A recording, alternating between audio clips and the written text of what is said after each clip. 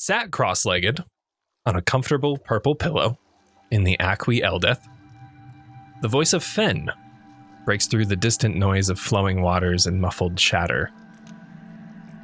Let's start simple, shall we? 3 deep breaths. Ready? Sure. And we inhale.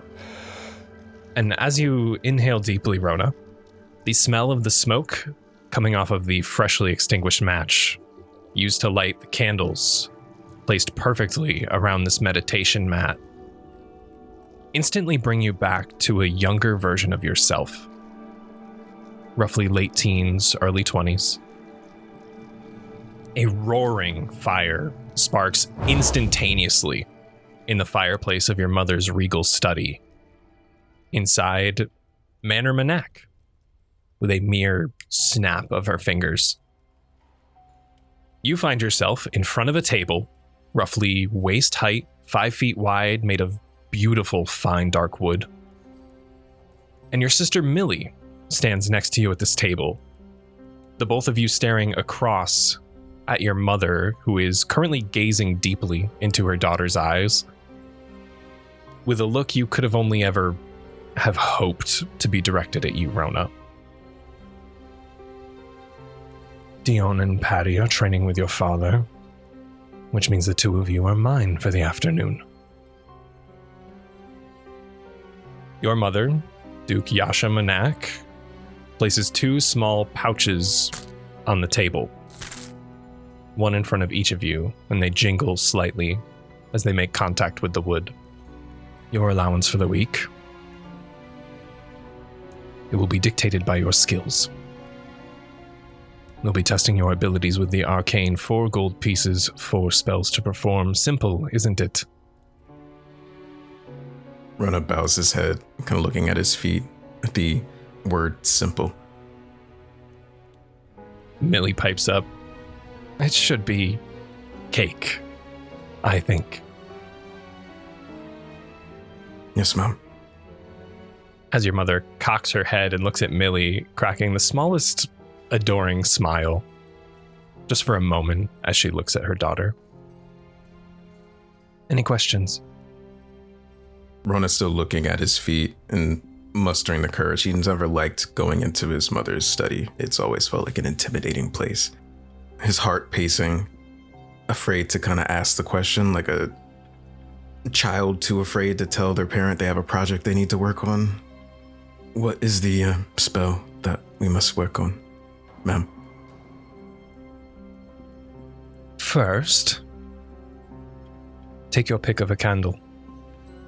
Any around the room, snuff it and reignite it, the most mundane of cantrips. And Millie, showing off, instantly extinguishes the fire in the fireplace and instantly reignites it. But Rona, as she does so, it is a flurry of black, roaring flames before finally settling into that calming, consistent orange. And Millie's magic has always been different. Darker, more malicious. It looked nothing like what Patty and Dion would pull off, but not because it was stronger than theirs. It was just erratic. It was frantic. It was uncontained.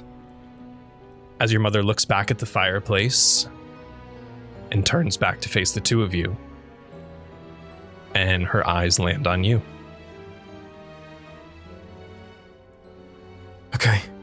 And then he turns towards the fireplace, taking a deep breath.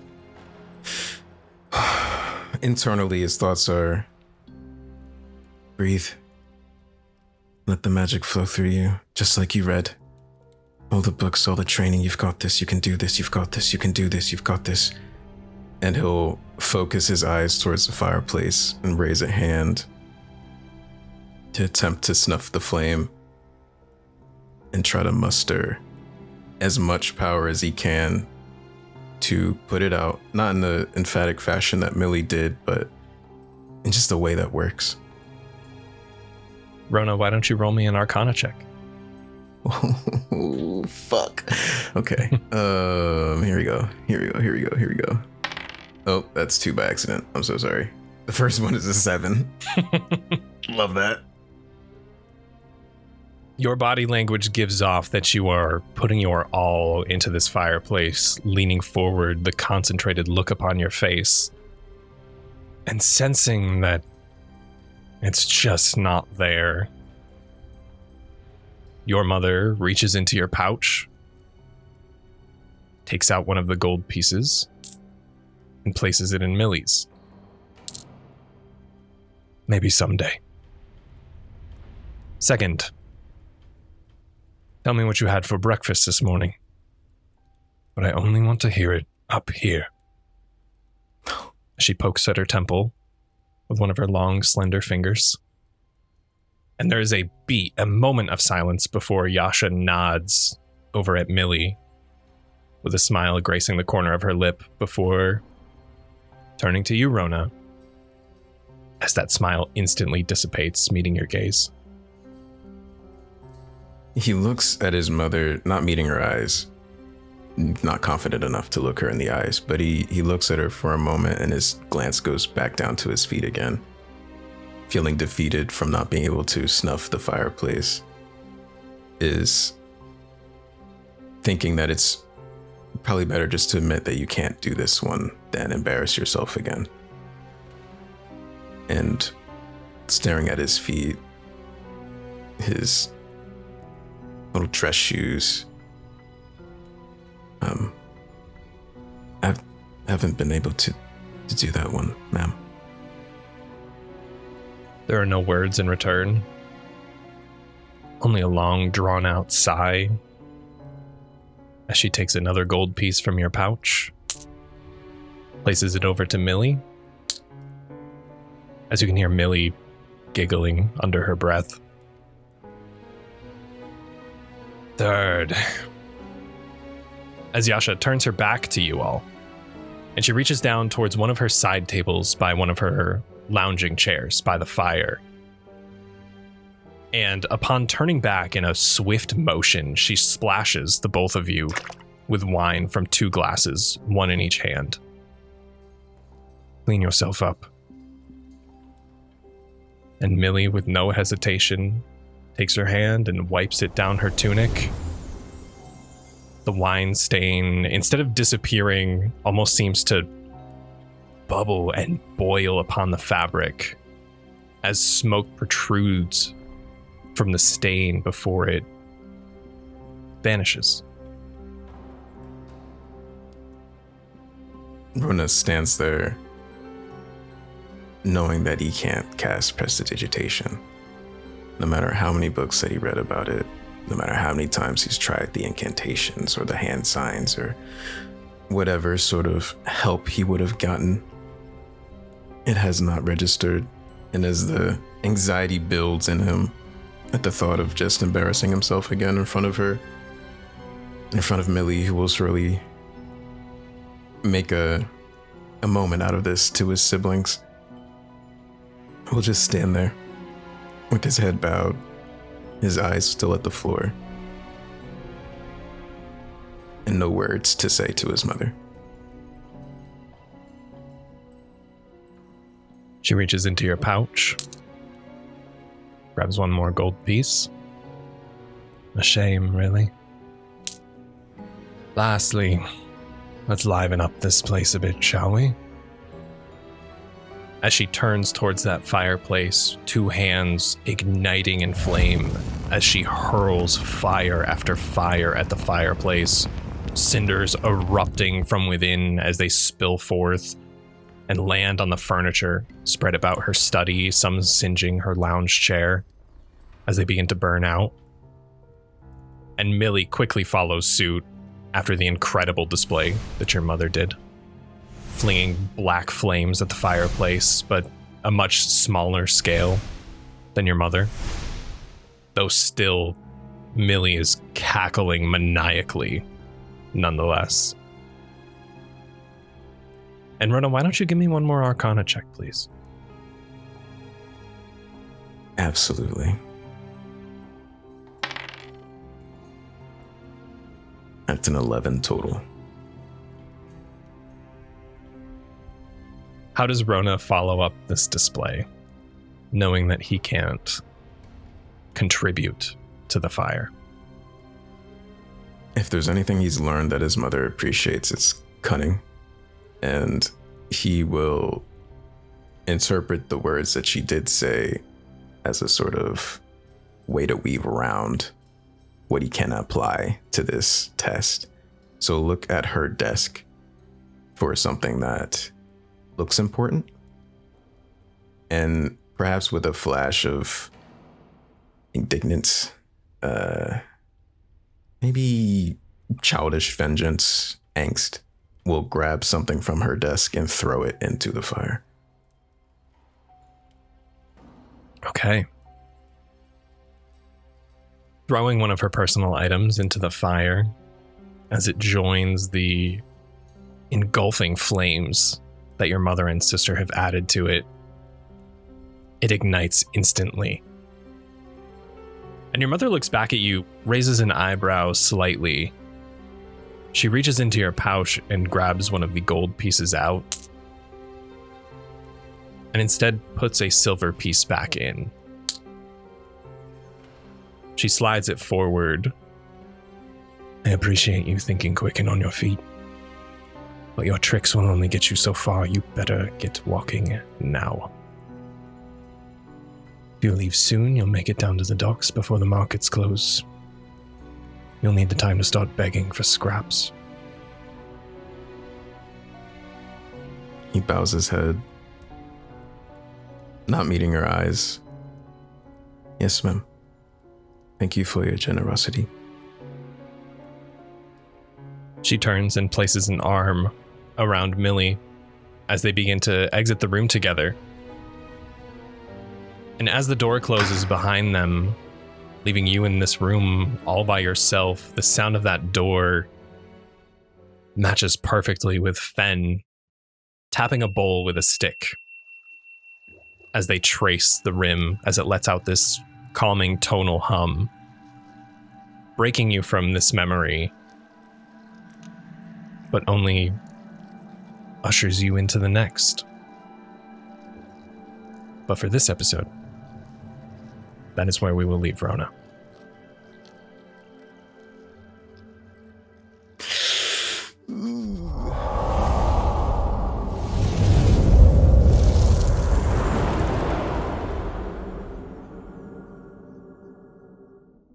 Welcome, cast and crew, back to RAZE, a descent into Avernus tale. My name is Ryan McManus, and I will be your director for today. You can find me running the Cast Party socials at Cast Party D&D or on my personals at Ryan.McManus. And I am joined today by my not so very stinky cast and crew for some of you. We have Jose. Hello, everybody. Jose here, playing your favorite sassy rich boy, Luxia Quore. And I totally remember his tagline because it's totally been a very consistent time since we played. Oh, yes, that's right. I remember now. A timeless soul bound together. Can I take that again, Ryan? Yep. No, actually, you know what? Take two. Fuck it. We'll do it live. Live. They're listening right now. A timeless soul bound to gather what the past took from him. You can follow me on socials at DMJoseG and all that other stuff. And I'm just very excited to be here. And I'm excited to see what awaits us at the bottom of this sauna place of wonders and cleanliness. The bottom of the bathhouse. Next up, Bottom of the bathhouse. we have May. Hi, I'm May, or May LaFay on the internet, and I'm playing your favorite sassy rich girl. She's not that sassy. She's a little sassy. Maybe with Winston. Anyways, I'm playing Raith, and she is haunted by legacy, but haunting by choice. I think I might be changing my tagline slightly. But Change I'll it get at your back discretion. to you 2 weeks from now about that, if I remember that I wanted to change it. Next up, we have Cary. What's up? I am Cary, or Oathbreaker Cary on the socials. I'm playing Ronah'Wyn Manak, testing the limits of honor. Ryan said he feels bad being mean to me the other day, and I think I'm doing a good job. I see He my never shows DMs up have to been me. leaked. You said it in the recording. Oh, I did, didn't I? I think I said it in a DM too. It is true. You out of all people, for some reason, it's so hard to be mean to you, Cary. And I don't know if you're going to use that against me or not, but we'll find out. Not at all. And lastly, we have Rikki. Hello, my name is Rikki. I am playing your favorite timid, awkward, shy little bean, Reverie. Yeah. A glimmer of light in the darkness. And you can find me on social media, Twitch, and YouTube at Rikki Chu. We are back at the bubbling bathhouse, and boy, do I have a poem for y'all. That wasn't the start of it, but that would have been banger if it was. Dude, you should have just So good. eased right into it. Stinky as ever, you made your way for a bath, and with some newfound confidence, Reverie led the path. She only got a little lost as you found the elegant building, and you all quickly met Fen, who was there to do your bidding. After a short tour, Rona opted for some privacy, especially after finding out that his mother owned the property. The rest got changed and headed to the public area. Some insecurities were shown before a peculiar jug was found by Luxia. Meddling away with the jug, Rona struggled to meditate, haunted by thoughts of his family, his exile, and how a flaming fist sealed his fate. The twins did some snooping, while Luxia continued with the jar. They found a podium with some names, but what they found was quite bizarre. They saw a list of names and times they were brought in, but they never took down yours, and you know Fen hadn't forgotten. Where they were ensuring Rona was comfortable and left him to soak, but Luxia had almost figured out the jar and needed the help of you folks. You all gathered round, Rona back in his armor, and you needed Winston's aid, the patron's attention he must garner.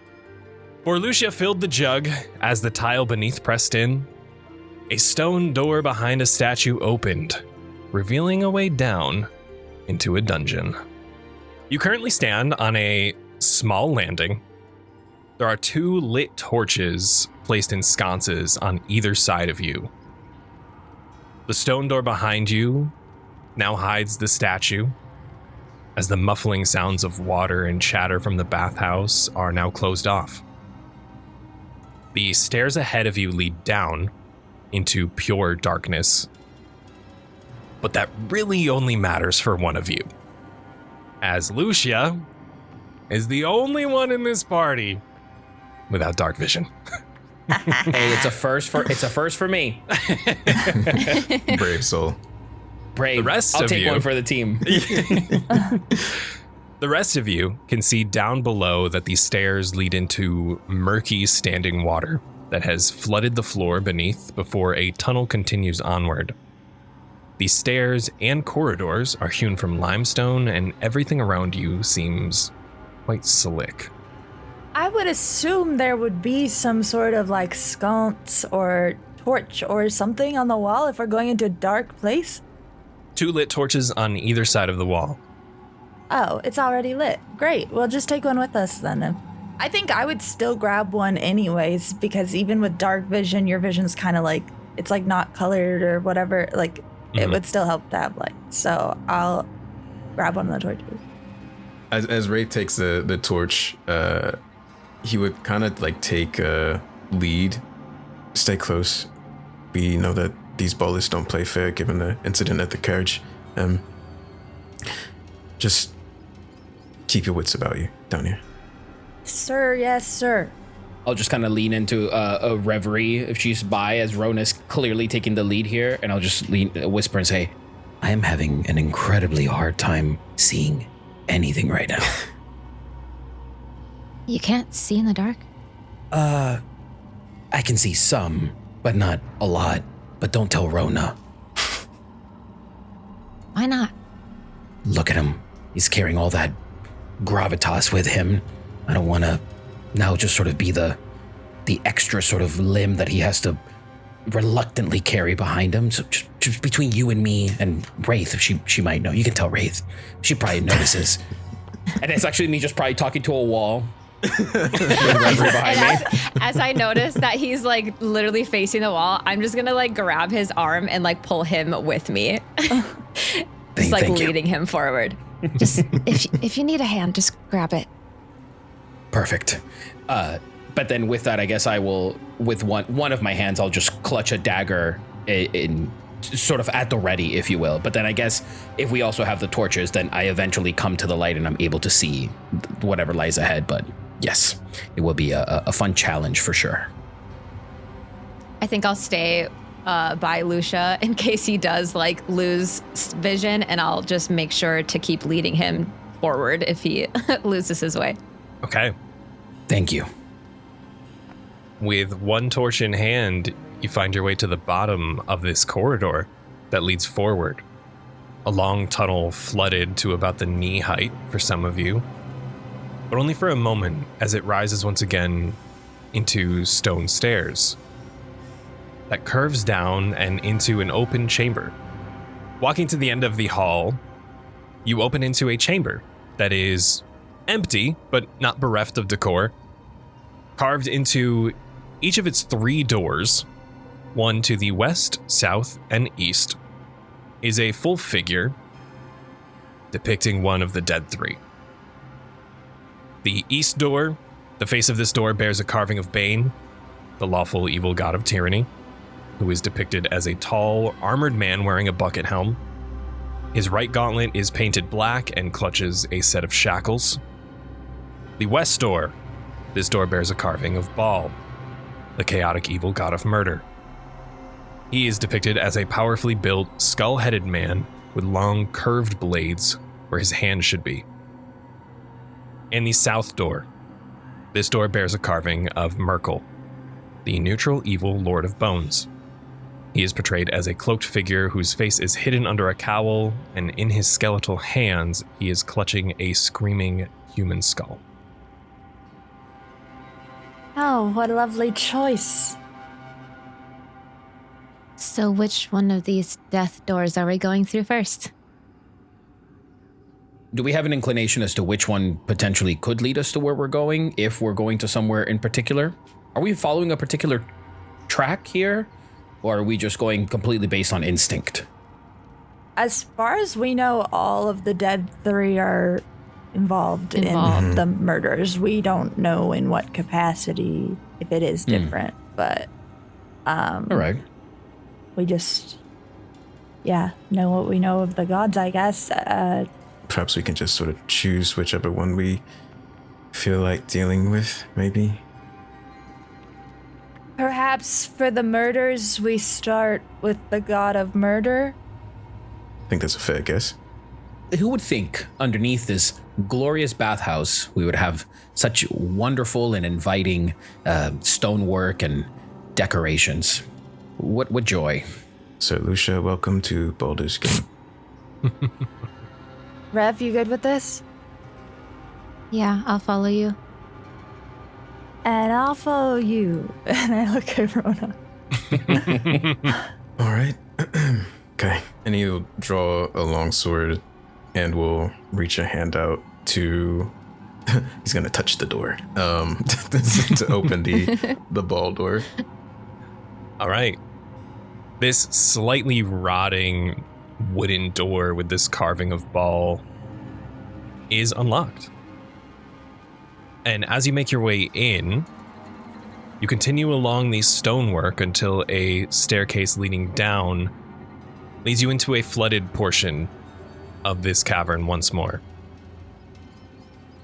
And off to your left, as you walk in the southwest portion, there's a small alcove. And the back wall of this dry alcove is hung with a 5-foot wide, 7-foot tall tapestry. It depicts a grisly scene of 4 faceless figures ripping apart a 5th figure who is screaming bloody murder. And it seems to take up a majority of this back wall. Leading further into the chamber, there are 3 wooden beams that brace the ceiling of this flooded chamber, which features a stone altar covered with entrails in the northeast corner. Hanging on the wall above the altar is a 3-foot-tall steel mask cast in the form of a frowning human skull. Can I investigate the tapestry to see what I can gather from it? Absolutely. What are the rest of you doing? Entrails. You think like the side of the entrails, Rona kind of like weighs a hand up of like a hold. But if Raith is still moving forward after seeing the entrails, Rona's like, okay. And then we'll follow Probably, behind. yeah. Keep in mind as well, Raith does have the only source of light. Perfect. Then, as I quickly see the I'm light going for the leave me, entrails. there you go. So quickly see the light leave me at the end of the hallway. I just realize how dark it really is in here, and I guess the foul stench of the water sort of like pierces the nostrils. So then I'll just kind of, all right, I'm only the one choice. Raith, just wait, and I'll just. I'm in here. Oh, and I'll see, I guess, the entrails and everything. This is surely fake. Right? Must be not real, or... And I guess he like leans in and smells it a little bit and goes, oh no, very much, very, very real, very present. Yeah. Well done, Doctor. I never claimed to be a medicine man. Raith, I'm going to ask you what you want to roll as you're looking at the entrails. Mm-hmm. And Reverie, I'm going to have you roll investigation, but I'm going to ask you how you are investigating. So I did already roll investigation. Lovely. If you want to take that roll, because it was a 5. I think I was kind of just looking at the picture, like trying to decipher any meaning behind it, if there was any. And Raith, what would you like to do with the good old entrails? I'm just going to do a good old-fashioned medicine check, I think, knowing what I know about anatomy and blood. And I'm just trying to... I mean, first and foremost, my guess is human, because it's a god of murder, and this is what we came looking for, but I want to see if I can figure out, like, what it is. And then if there's anything additional. Go ahead and give me a medicine check. And... Hey. Reverie, what were you doing to investigate the tapestry? How are you looking at it? Now that I'm thinking about it, I wonder if I should have done a religion roll, because this is like, they are dark gods, and to see if there's any like significance to the painting or the portrait on there. I'm cool with that if or you'd what like it's to. depicting. Okay. Yay. Hopefully it's better. 14? Okay. Lovely. And Raith? An 11. An 11. The entrails, you can tell they're fresh. You can tell they're humanoid. Some of the blood is currently spilling down the altar in small portions. What you could expect from a potential offering to the god of murder. Wow. Okay. What if I don't have to do a double check if someone else has a better check, but what if I was thinking like religion-wise? Besides what I can like deduce, which is that it's a sacrifice for the god of murder, but like is there like something specific that it does, or like a specific ritual or anything along those lines? Go ahead and roll me a religion check. And Reverie, based on your religion check, this doesn't seem like it's in honor of any sort of god that you know of. Okay. This seems almost decorative, as if it was placed here on purpose, but not in the religious sort of sense. Can I do something else? Absolutely. Real fast. Can I take my sword? It's like a fabric tapestry, right? Yes. I'm going to take my sword out and use it to like move it aside to see if there's anything behind it. Okay. I'm so scared. We'll get to that. Raith, go ahead and drop me that. Dirty 20. Lovely. Ooh, lovely. Nice. From what you can gather, based off of the surroundings, this seems like a smaller altar dedicated to Baal. This is most definitely some form of offering. If it was to be some sort of big spectacle, you could imagine that people would be here. might be a little more fanciful in its decorations. This almost just seems like an offering spot, just to say a quick prayer before going about their day. But the only decoration is the mask? The only Where's decoration, the mask? On the wall? it is hanging above, yes. And you said it's a frowning skull? A 3-foot tall steel mask cast into the form of a frowning human skull. Oh, 3 foot tall. Yes, pretty yes, big. yes. Okay, well, I'll tell Rona and Lucia then that it is humanoid, and it's fresh, and I guess this is what they do for a smaller offering here. So, It's a gory offering. Rona will take a step to the side to look at the mask. If it's like also bloodied, wondering if there's like a connection between the the entrails and this mask. Is like, is the mouth open? The mouth is not open. It is just cast in a frown position. Though no investigation check would be needed to spot if this was bloody. This seems, I don't want to say pristine because it's down in the depths of this bathhouse dungeon, Right. though it's as clean as it could be.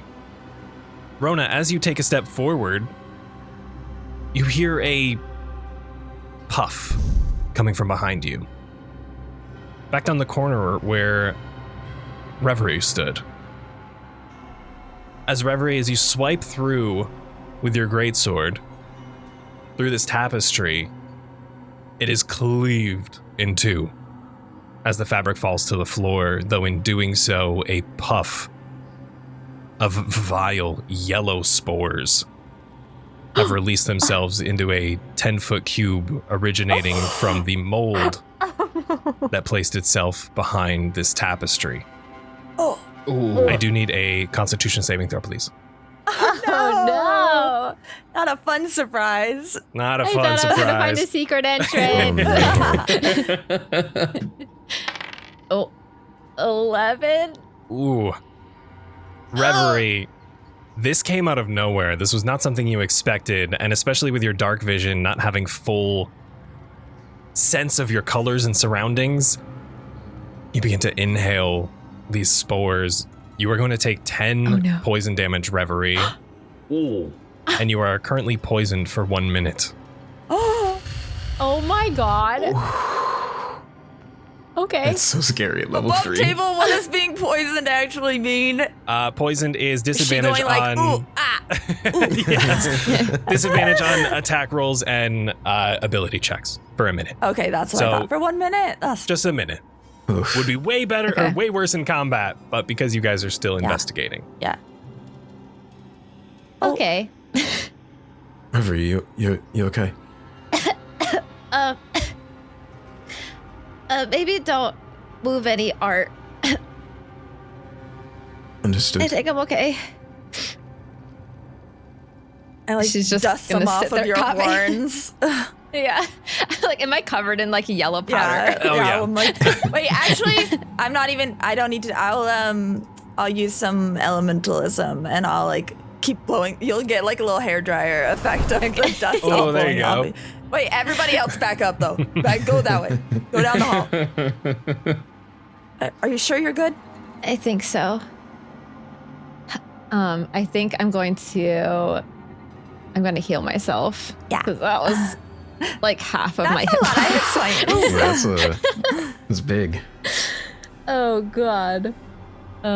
Yeah, I'm just gonna do a little healing word on myself. Okay, I get 6 back. Nice. Nice. Okay. Yeah, as you guys are like asking Reverie if she's okay, you see her kind of just like put her palms together and then she like lights up a little bit and then she kind of looks better immediately. Okay, I think we got it all. I think we need to be a little more careful when touching things down here. Agreed. Should we? That was my bad. No worries. Just be careful. I mean, I understand why you would think that the tapestry would be safer than the entrails. It seems weird. Yeah. I think at the sight of seeing Raith trying to help Reverie get the pollen spores away from her, there's like a softness in his eyes of like, sibling care that he's not familiar with. And it's just like a thought that plants in his head, and he thinks about Millie's name being on the list. Shall we venture to the rest?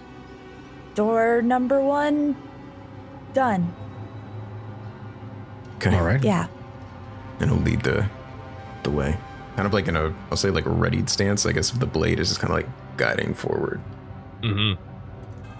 Headed back to that main chamber. What's left is the east door, depicting Bane, and the south door, depicting Merkel. My gut says south. Bones. Bones. Bones. Lucia, you didn't say bones. Excuse me. Pardon me. As I guess you Lucia's let me know walking right into a wall. Yeah, I'm looking at a wall. What do you? Where are you guys? Reverie, I was like, oh, and she goes back and grabs him. No, I'll say to sort of alleviate this situation, I have a hooded lantern and oil. Ryan, would you say that that's okay for me to be able to light? 100%.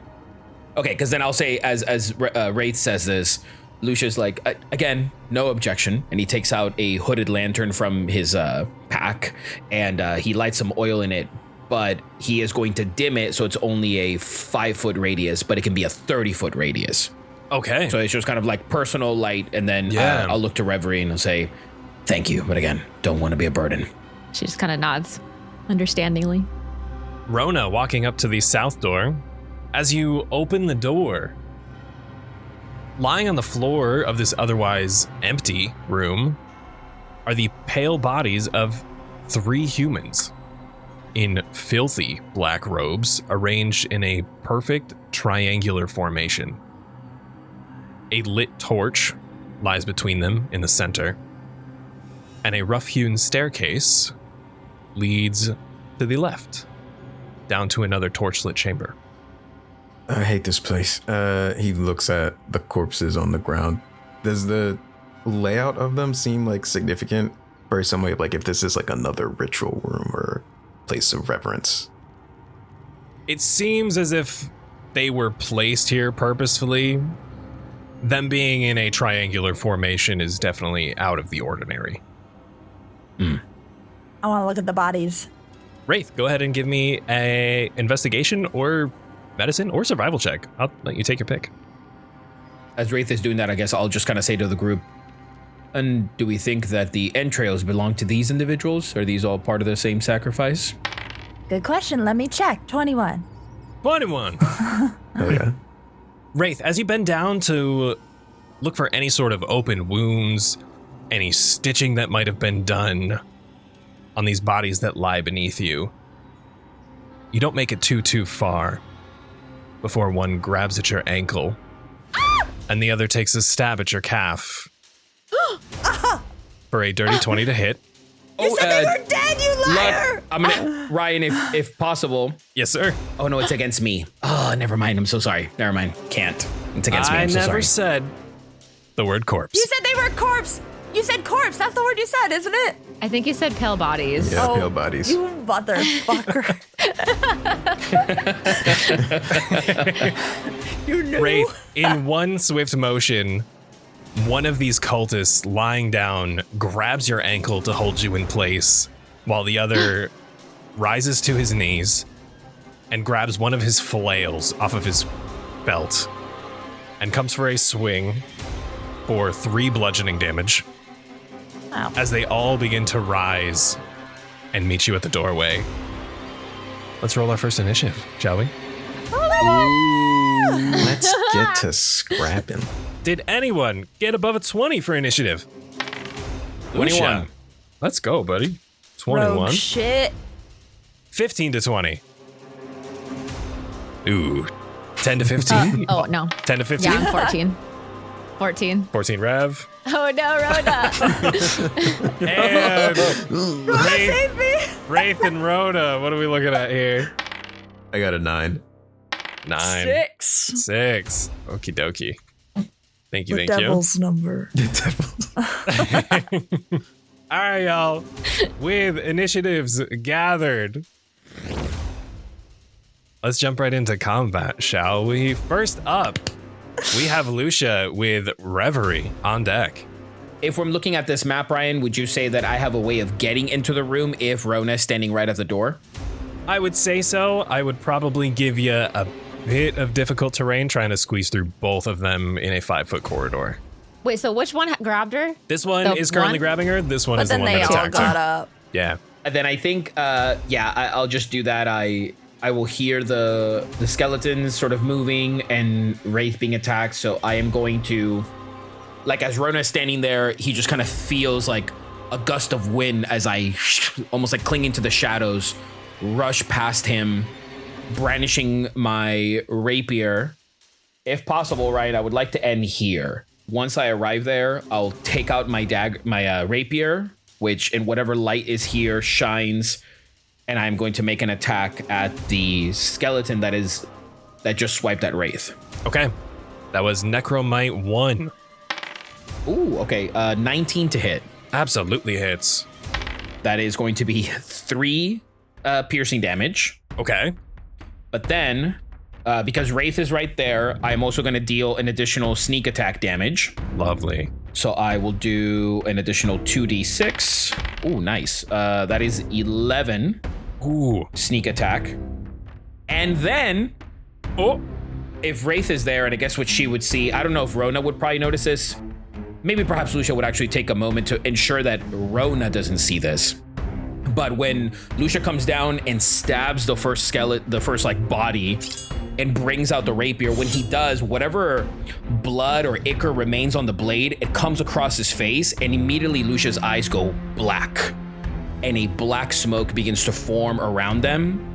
And as he does, he looks over at the other creature on the opposite end of the corner, not behind him, but to the left. And as he does, I'm going to do Wails from the Grave. Ooh. So as I immediately do that, the smoke coalesces around my eyes, and then I kind of clutch my fist. I don't even move my rapier, and it's like I hold on to its very essence, and I crush it in my hand to deal 1d6 necrotic. Okay. So that's a 6. So to that one on the corner, number 3, I will deal 6 points of necrotic damage. And then as that happens, the smoke coalesces and then it sort of dissipates and my eyes continue, but they sort of now seem like they're very dry, like the blood vessels and all of the veins around my eyes, you can see them coalescing against my corneas. Luxia, the one thing that plays over in your head again and again as that smoke takes over your eyes and begins to billow from the very depths of your soul is Selwyn, the cultist you slain back at the fight at the caravan. You're not safe here. You're not safe here. Repeated his words to you in his final moments, replaying in your mind over and over again as that shadow takes over you. Luxia, is that the end of your turn? Incredible flurry. That's everything I can do. Reverie, you are up. We have a cultist, and then Ronah is on deck for next PC. Reverie was kind of standing back behind everybody when Raith went in when she saw the bodies, and she was kind of had her hands over her mouth, stressed out about it. But as soon as she saw Raith get attacked, she yells out, "Raith!" and puts her hand out instinctively almost, and a beam of bluish silvery light will hit, or hopefully hit, the one that is holding on to Raith. Okay. And I'm casting Guiding Bolt. Lovely. Necromite number 2. What do you need from me, Reverie? I just need to see if I hit for Guiding Bolt. Perfect. Oh, God. 7. No. Damn. It's giving Shadowheart. For real. Being this dark and you not so used to your dark vision, it's a little disorienting, especially being down in the depths of this dungeon as it collides with the wall behind the cultist. Reverie, is there anything else you would like to do? Yes. No, I don't think I can, actually. Just kidding. I think that's it for right now. I think Reverie kind of was taken off guard and is a little surprised and stressed. Okay. Ugh. Next up, we have Necromite number 3. Seeing that one of his other cult friends has Raith grasped in his palm, you can see from his skeletal hand It begins to glow this necrotic green as he almost rakes the air in front of him, as he is going to use Claws of the Grave on Raith, a ranged attack for a 22 to hit. That hits by 10. That is going to be 7 necrotic damage, Raith. Ow. As you can see, Dang. he waves his hand through the air, and you can see the trail of this green leave his fingers before a sharp pain in your chest takes over. He is going to stay in his corner, and that is going to be Rona, with another cultist on deck before Raith is our next PC. I'm gonna move 5, 10 next to Raith, and looking at Necromite 1, will take his longsword and raise it above the break, try to bring a downward swing on it, and his purple eyes will flicker for a moment. And with this swing, I'm gonna be using True Strike. Okay. The blade that he's wielding will glow like a white hot light. 2024 True Strike does damage now, but the wording is so weird. It's so Interesting. weird. Interesting. But I believe I'll make the attack with my spellcast ability for the initial attack roll. So I'll just roll that first. Oh my god. That's a nat 1. No! Damn! Rona! Oh. If I could flavor this, Please. I think as he's attempting to use magic again, having felt like he built some confidence bonding with the weapon earlier, and there's a flash of a training montage but flash of training with his siblings that just pops in his brain, and his footing is off and he just whiffs entirely. Fuck. As far as bonus actions go, I have nothing I can do. Dang. So Rona will stand there in shame with his blade ready. That whiff, that large swing, the whoosh echoing around the chamber. You can barely hear it over the sound of your mother's voice inside your head saying, maybe someday. Ooh. We have Necromite number 1 next, who, after dealing with this absolute flurry from Luxia, is gasping. So he had that flail in hand from hitting Raith. He's going to look towards you, Luxia, and technically with advantage. Yeah, with it. Oh my god, wait. Rona, did you do advantage? Oh, no, I did not. I didn't realize I had advantage on that one. We decided we're doing flanking. So you got Luxia there. Let's go. So Okay, let's rewind a little bit. Let's hit it. Maybe it won't be sad. Please. I think that The redemption. Yeah. I think Your mother's that, words echo. His mother's words will echo, and as he whisks with a downswing, he'll connect on the upswing, as I got a dirty 20 on this one. There it is. Ooh. There it is. Yes. It'll be a two-handed swing, so we're looking at 5 points of slashing damage. 5 points. Rona, could you please, as your redemption, take out Necromite number 1 with 3 HP left over, which I'll let you deal in whatever way you choose to one of the other Necromites. Oh, sick. I think as he does this upswing and slashes through this Necromite, I can't use a bonus action for this part, will throw his blade at the other for a quick, sort of like an extendo grip. Like he just kind of tosses it out and it pokes the other one in the corner, Necromite 3, and as his bonus action will return the blade back to his hand. Hell yeah. An extra 3 damage as that ranged attack comes out. That is Necromite number 1, who is now fallen, slain upon the floor, right where he was when you entered this room. That skips his turn, and we go to Raith before the last Necromite brings up the end of our first round. Necromite number 3 is looking rough. The one who currently has you grappled is doing A-okay, has not been touched. Hasn't been touched? Okay, well, I'm gonna touch him. Right. with chill touch. And I'll just he's already grabbed onto me. What, my leg? Yeah, he's got your ankle. And just says touch. I don't see why I can't cast it from my ankle, just from where our skin and bone connects. We don't both have skin. These like black crackles of magic emanate out, and I'll do 19. There you go. That's gonna hit. 2 necrotic damage, and he can't heal till next turn. Ooh, okay. Absolutely noted. And then bonus action, as I take life from him, I will return some to myself, and I'll cast Healing Word at the first level. Nice. And get back 9 hit points. Dang. There you go. Heals are crazy all around for you guys. Whee! With a bit of rejuvenation magic out of the way, Raith, is that the end of your turn? Yeah. All right. We have Necromite number 2 coming in at the end of the round, who's going to look over at his other cultist. Just run. Go warn the others. They can talk. Before he takes a Oh shit. flail swing at you, Raith, dropping the grapple to two-hand this flail and come at you for a 17 to hit. Yep. Ooh.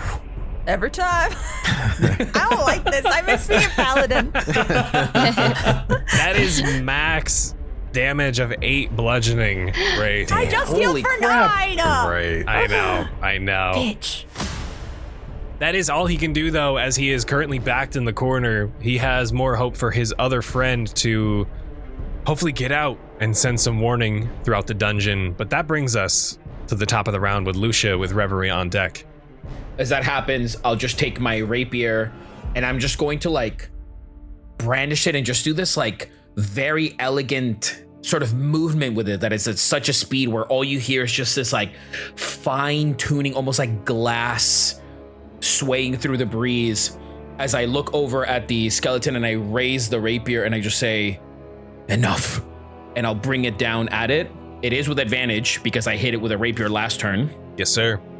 That's a 13, and then with advantage, second one is a natural 1, so 13 to hit. 13 is gonna hit. So that is a 10 slashing. Okay. And then I will do sneak attack on that because sneak attack is once per turn. Yes, once per turn. Perfect. So we will do that. We will do 2d6, 6 slashing damage on top of that. Luxia, please take out Necromite number 2. It's like I bring out the rapier, you hear the humming, and as soon as the blade catches to my ear, it's almost like the noise is catching up to the blade, and it's this like, and then when it stops, I say enough, and then you just hear the thrust of my arm as I plunge it deep into its skull. Incredibly done. And Luxia, give me a stealth check. Ooh. Hopefully, here we go. Oh yeah, here we go. 13? Oh, so 7? Oh, so 13. 13. Does anyone in here have a passive perception above 13? Or 13? 13 or above? Raith. Sure do. Reverie. The twins do. The two of you, as this necromite falls, this skeletal human, nothing but skin and bones, as he almost wavers underneath this robe. With that final strike from Luxia, as that rapier is pulled free, not only does blood follow that exit wound, but a small trail of smoke follows with it, leading straight to Luxia, as it begins to almost engulf every orifice that resides in his head. Before the cultist slumps over, and Luxia, echoing throughout your brain, is warn them, warn them, warn them. I take whatever smoke remains, I'll take a deep breath, and it's like I almost like inhale whatever's still remaining out there. It's trying to be as stealthily as I possibly can be before I just like shut my eyes, look up, bring out the rapier again, and just turn to face the other one behind me. That's all I can do. All right. Reverie, we are to you. One cultist remains, and he is looking rough. I'm gonna use my movement now to run in here, and I see that there is one left. I think that's 25. Blocking him back into the corner. I think I'm just gonna, out of frustration of not being able to protect Raith with my magic, she's gonna take out her claymore and swing. Please. Swing. You got this. Are you serious? 12? That hits. Ah! Yes! Okay, and I'm two-handing it, so it's 4 damage. That is the exact number you needed. Reverie, this last cultist is yours. Let's go. Yes. Tell me how you take I'll him just out. run in. I run in and I'm locked on Raith to make sure that she's okay. And then I'm running over to the last cultist that's there. And I think, again, my frustration kind of comes out and like my opalescent irises like dim a little bit while I take this big swing. Cleaving him in two, you can see this look of pure panic. It was curiosity, seeing the most likely smallest of the group. As she runs towards him, it turns to pure panic, seeing that look in your eyes of determination to keep not only your party, but your sister safe. But that is the last thing he will ever see, as we are out of combat and the chamber is empty. I would like to grab Lucia's arm, and you'll feel her nails, kind of claw-like nails digging into your skin.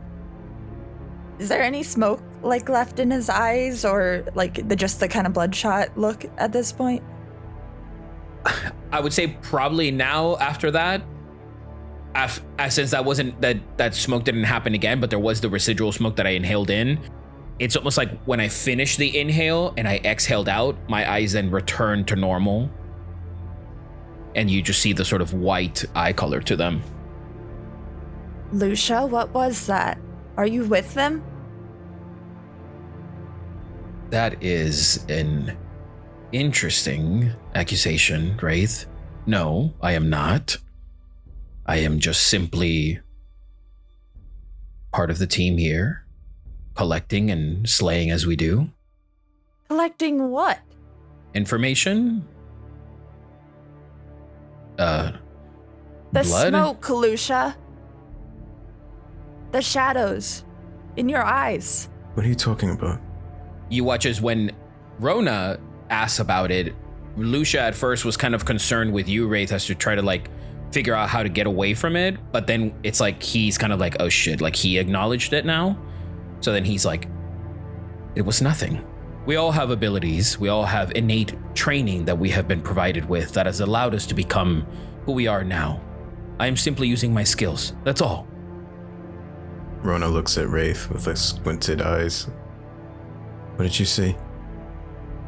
So you're saying it's magic? What kind of skill is that? I mean, magic is a skill, but I didn't... Raith, it's quite all right. It's just me. I'm not with the cultists. I'm not with anyone bad. I protected you, same as you protected me, and we're all protecting each other. Don't stress about it too much, okay? Do I believe he's telling the truth? Roll me insight. Jose, roll deception or persuasion. Please use physical dice and don't tell me which. Wait, hold on. I'm doing guidance anyways, just cause. Okay. Oh, I gotta use this dice. This has been a good dice tonight. Oh, yeah. Okay. But I'll give you do you want me to give you the result? Go ahead and give me the result, yes. 18. Right? 24. Damn. Wow. It was a 22 before, but I did guidance anyways. Lucia, this is up to you based on what you would like to provide given her role compared to yours. He is telling the truth, but he's clearly keeping something very important laid back. But he's telling the truth. He is using his skills. But there is something he's omitting. So I think he's like kind of using like semantics, like he's just trying to word things in a way where he's like telling the truth, but being vague. Okay. But yeah. I'll release your arm, look back to the others and say, I guess I just saw Lucia's skills. I hadn't seen them before. So. It's quite dark here. The shadows are clinging everywhere, and the swiftness of our movements tends to mess with our vision, perhaps. Okay. Noted. Rona will flourish the blade, kind of like wipe blood off from the cultist. And his eyes will linger on Lucia for a moment as he turns to Reverie to check in if they're okay. And like remembering that they had that sort of like pause when they downed one of the pirates in the Elf Song Tavern, just to see how she's looking. She seems pretty shaken again, but a little less so than last time. Right now, she's actually holding onto Raith's other hand. She, like, while you were having that exchange with Lucia, she came up and just grabbed Raith's other hand. And she seems very focused on Raith and kind of just like looking her over to make sure that she's not like injured heavily. But you can see that she's kind of shaking a little bit. You would see that Raith is injured moderately. Light to moderate. It's nice being able to finally hit you, May. You guys heard that? That was on tape. That was on tape. It's recorded. We've got it. We got him. Your fucking 24 AC had to deal with for too long. Oh no. This is payback. Are you okay, Raith? It's fine. It's more injured than I'd like to be, but do you have the mana to heal anymore? Otherwise I can do it myself in a little bit. I can help. And as she's holding your hand, you kind of just feel the warmth kind of go through your hand into your body. And I'll cast another healing word. All right. I gave you 6. Oh, beautiful. Okay. Thank you. I feel much better. And Yeah. that finishing move, that was badass. Me? Yeah, you. Yeah, it's kind of a blur. I was more worried about you. We're okay. I just got a little too excited to look at some bodies, but now I can do that. Yeah, remember earlier when I said we should be more careful about touching things? Just saying. She's very It runs right. in the family, just saying. I'll crouch down to look at these bodies. Not too close. From your wonderful check before, the only damage done to these bodies were done by you.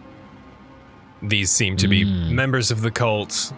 There's no belongings on them aside from their robes and these skull flails, which you can tell are real human skulls attached to an iron chain and a handle.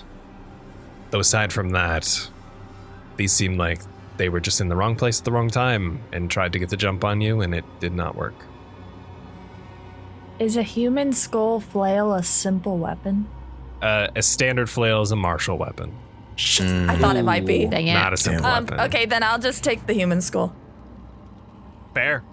There is also this lower portion, which seems to be a collapsed crypt off to your west, down a very small flight of stairs. There's really only a stone sarcophagus that is currently laid open, with its lid propped up behind it, but aside from that, it just seems like it is almost partially caved in. To avoid more of the conversation, Lucia would have probably grabbed his lantern and headed in that direction. Mm-hmm. Is there any like rune symbols or anything to decipher from this room, or is it just kind of a standard broken, forgotten about sarcophagus? Go ahead and give me an investigation check. Okay. Investigation. Please, oh my please, God. please. Nah. It's a 5. Nah. This seems basically just like a bare sarcophagus. There's no real iconography or anything to denote who or what it might be to. Though it is perfectly laid open, Luxia, and even with a 5, all you have to do is bend over and look inside with your lantern to spot 3 books. And I will tell you, these are spell books. And I think spell books as loot without a wizard is kind of goofy. So what I like to do is offer you these spells in the form of a spell scroll. So I'm going to post these spell books in chat, and I will let you all decide. Those are your spell books. Yay. There are 3 in total, and I will let you all decide between the multitude of spells that are provided within these spell books, which you would like. That's so many spells. So many spells. You may choose That's a lot of one spells. spell per spell book to basically create a scroll out of. Featherball. For just for a character moment, if you will, Ryan. Yeah. I'll say that if I find the books, I'm gonna take them. I'm just gonna grab them, and then I'm just going to, when I come back into the room, I'm gonna give them to Raith. I'm gonna go, you might find some better use for these. But I'm not looking at her. I'm looking at the door, so I don't want her to like see my eyes. I just kind of like hand her the books. Okay. I'll take them and put them in my bag with my human skull. All right. All right.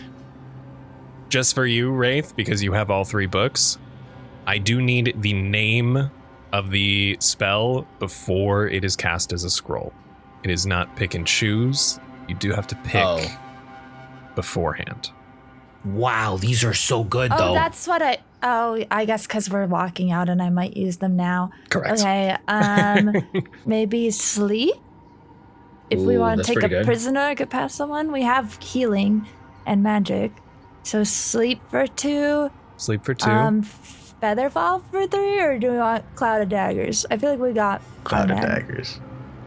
What if somebody falls though? What if somebody falls into hell? Daggers. Cloud of daggers. Okay, Cloud of If Daggers. somebody falls into Cloud hell, of Daggers. Cloud of Daggers.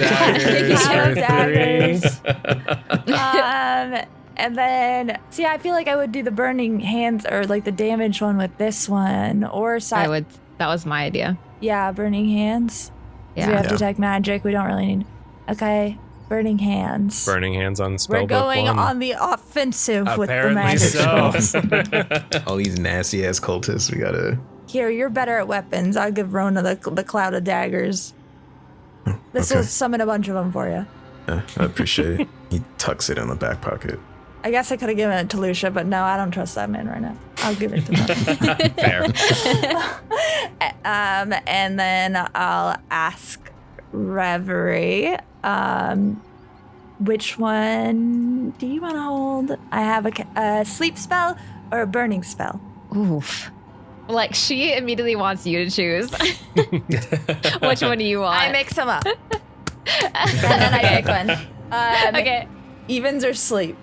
I'm gonna roll a d20. This is what I'm handing you. It's 2. Ooh. So you get sleep. Okay. If you I'm cool open with it, you would know that it's sleep. If you don't open it, I guess you don't know what it is. But-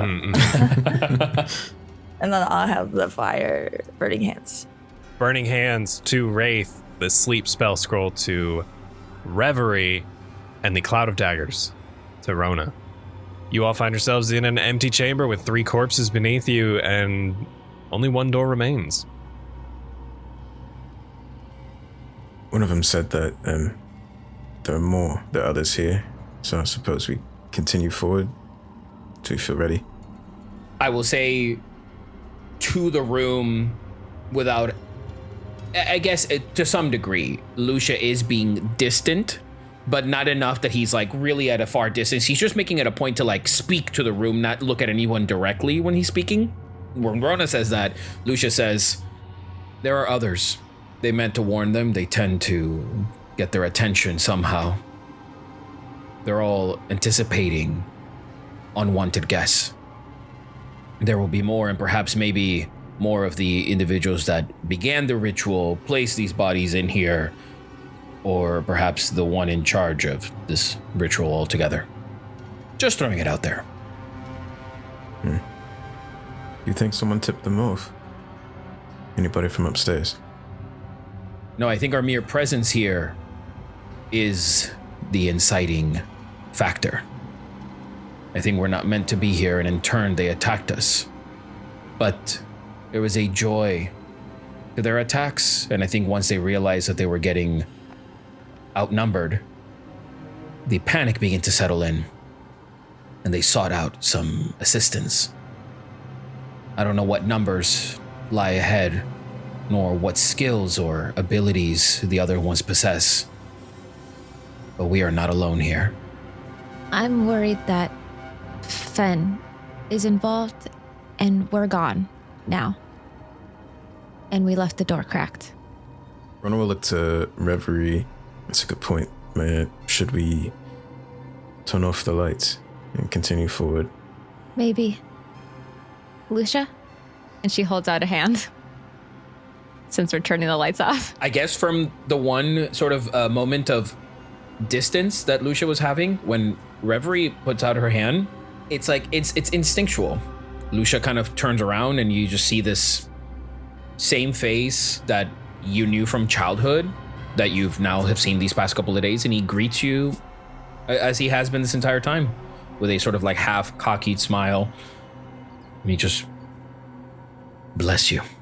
And he holds on to her hand as he dims the light again to that 5-foot radius.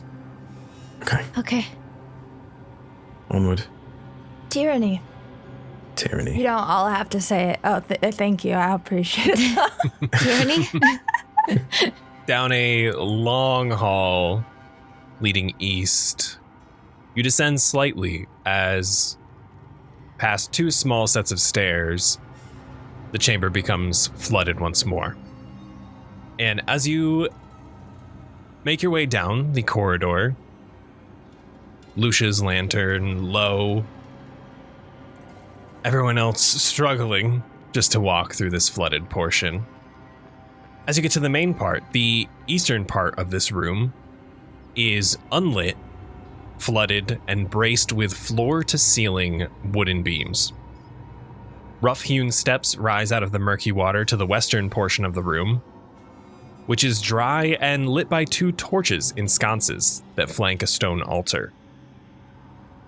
And shackled to the wall behind the altar is a sickly-looking man in a loincloth with a burlap sack tied tight around his neck, covering his head.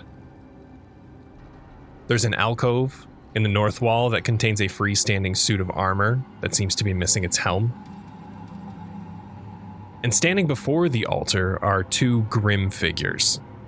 A powerfully built woman clutching a mace and an even bigger man wearing a bucket helm. The helmed man is currently jabbing the prisoner with a spear, causing him to twitch with every slight impact as his hands are shackled to the wall behind him. Both of these figures are clad in chainmail, and the woman carries a wooden shield with a leering skull painted in fresh blood upon it. And as she turns, laughing at the prisoner's discomfort and pain, she spots Lucia's lamp turning the corner. I thought we extinguished it. He dimmed it to 5 feet. I dimmed it to 5 feet. I'm so sorry, I can't see. That's why I was leading you. I thought it was already at 5 feet and you were turning it off. No, I did say, well, I said Reverie extended her hand. Reverie. Let him fail. May we all please roll initiative, as these 2 have sensed Oh, shit. Why do they intruders got again. special borders? Oh. We're gonna roll a fresh set of initiative for this fight. Oof. Yeah. I Oh, did. which dice? Which dice? I rolled terribly. Initiatives, anyone above 20? At 20. At 20? Ooh. All right, Raith, I see you, I Nice. see you. 19 plus 1. What is your dex mod? Oh, God. Whoa, plus 1. There we go. 15 to 20. Nobody. 10 to 15? Guys. 12. Okay, there we go. 10. Okay, there we go. Yay. Rona, what the hell? dude. Wake up! Rona. He's so scared. Rona, what are we rocking with there? You got a Rona's dissociating 6. about his family A trauma. 6. Yeah, I got a 6. 6. All right, That was all right. mine. Yikes. The devil's number. The devil's number. We have initiatives for combat number 2 of the bathhouse dungeon. And let's jump in, shall we? Top of the round. First up, we have Raith, followed by one of the cultists, and Luxia will be the next PC on deck. What is this woman? I know you said she's scary and she's got a mace. What does she look like beside that? Would you remind me? She is powerfully built, covered in chainmail, wielding a wooden shield with a freshly painted skull dripping in blood down the shield. Okay, cool. Evil, I don't feel bad. I'm gonna grab, it's all wet and gross in here. There's gotta be like a worm on the wall or something. Almost I'm gonna guaranteed. Snatch them and I'm gonna pop them and cast consumption on Lovely. the lady. No one else will see anything, but she'll just feel that stabbing pain. She starts by taking, I think, oh wait, I have to roll. I have to expend a hit die. Mm-hmm. Choose a creature and roll the hit die. Okay, I have to roll my hit die. That sucks. Sorry. That's so bad. The damage is only gonna be 2, so she takes the initial 2, and then we'll roll con saves at the end of her turn.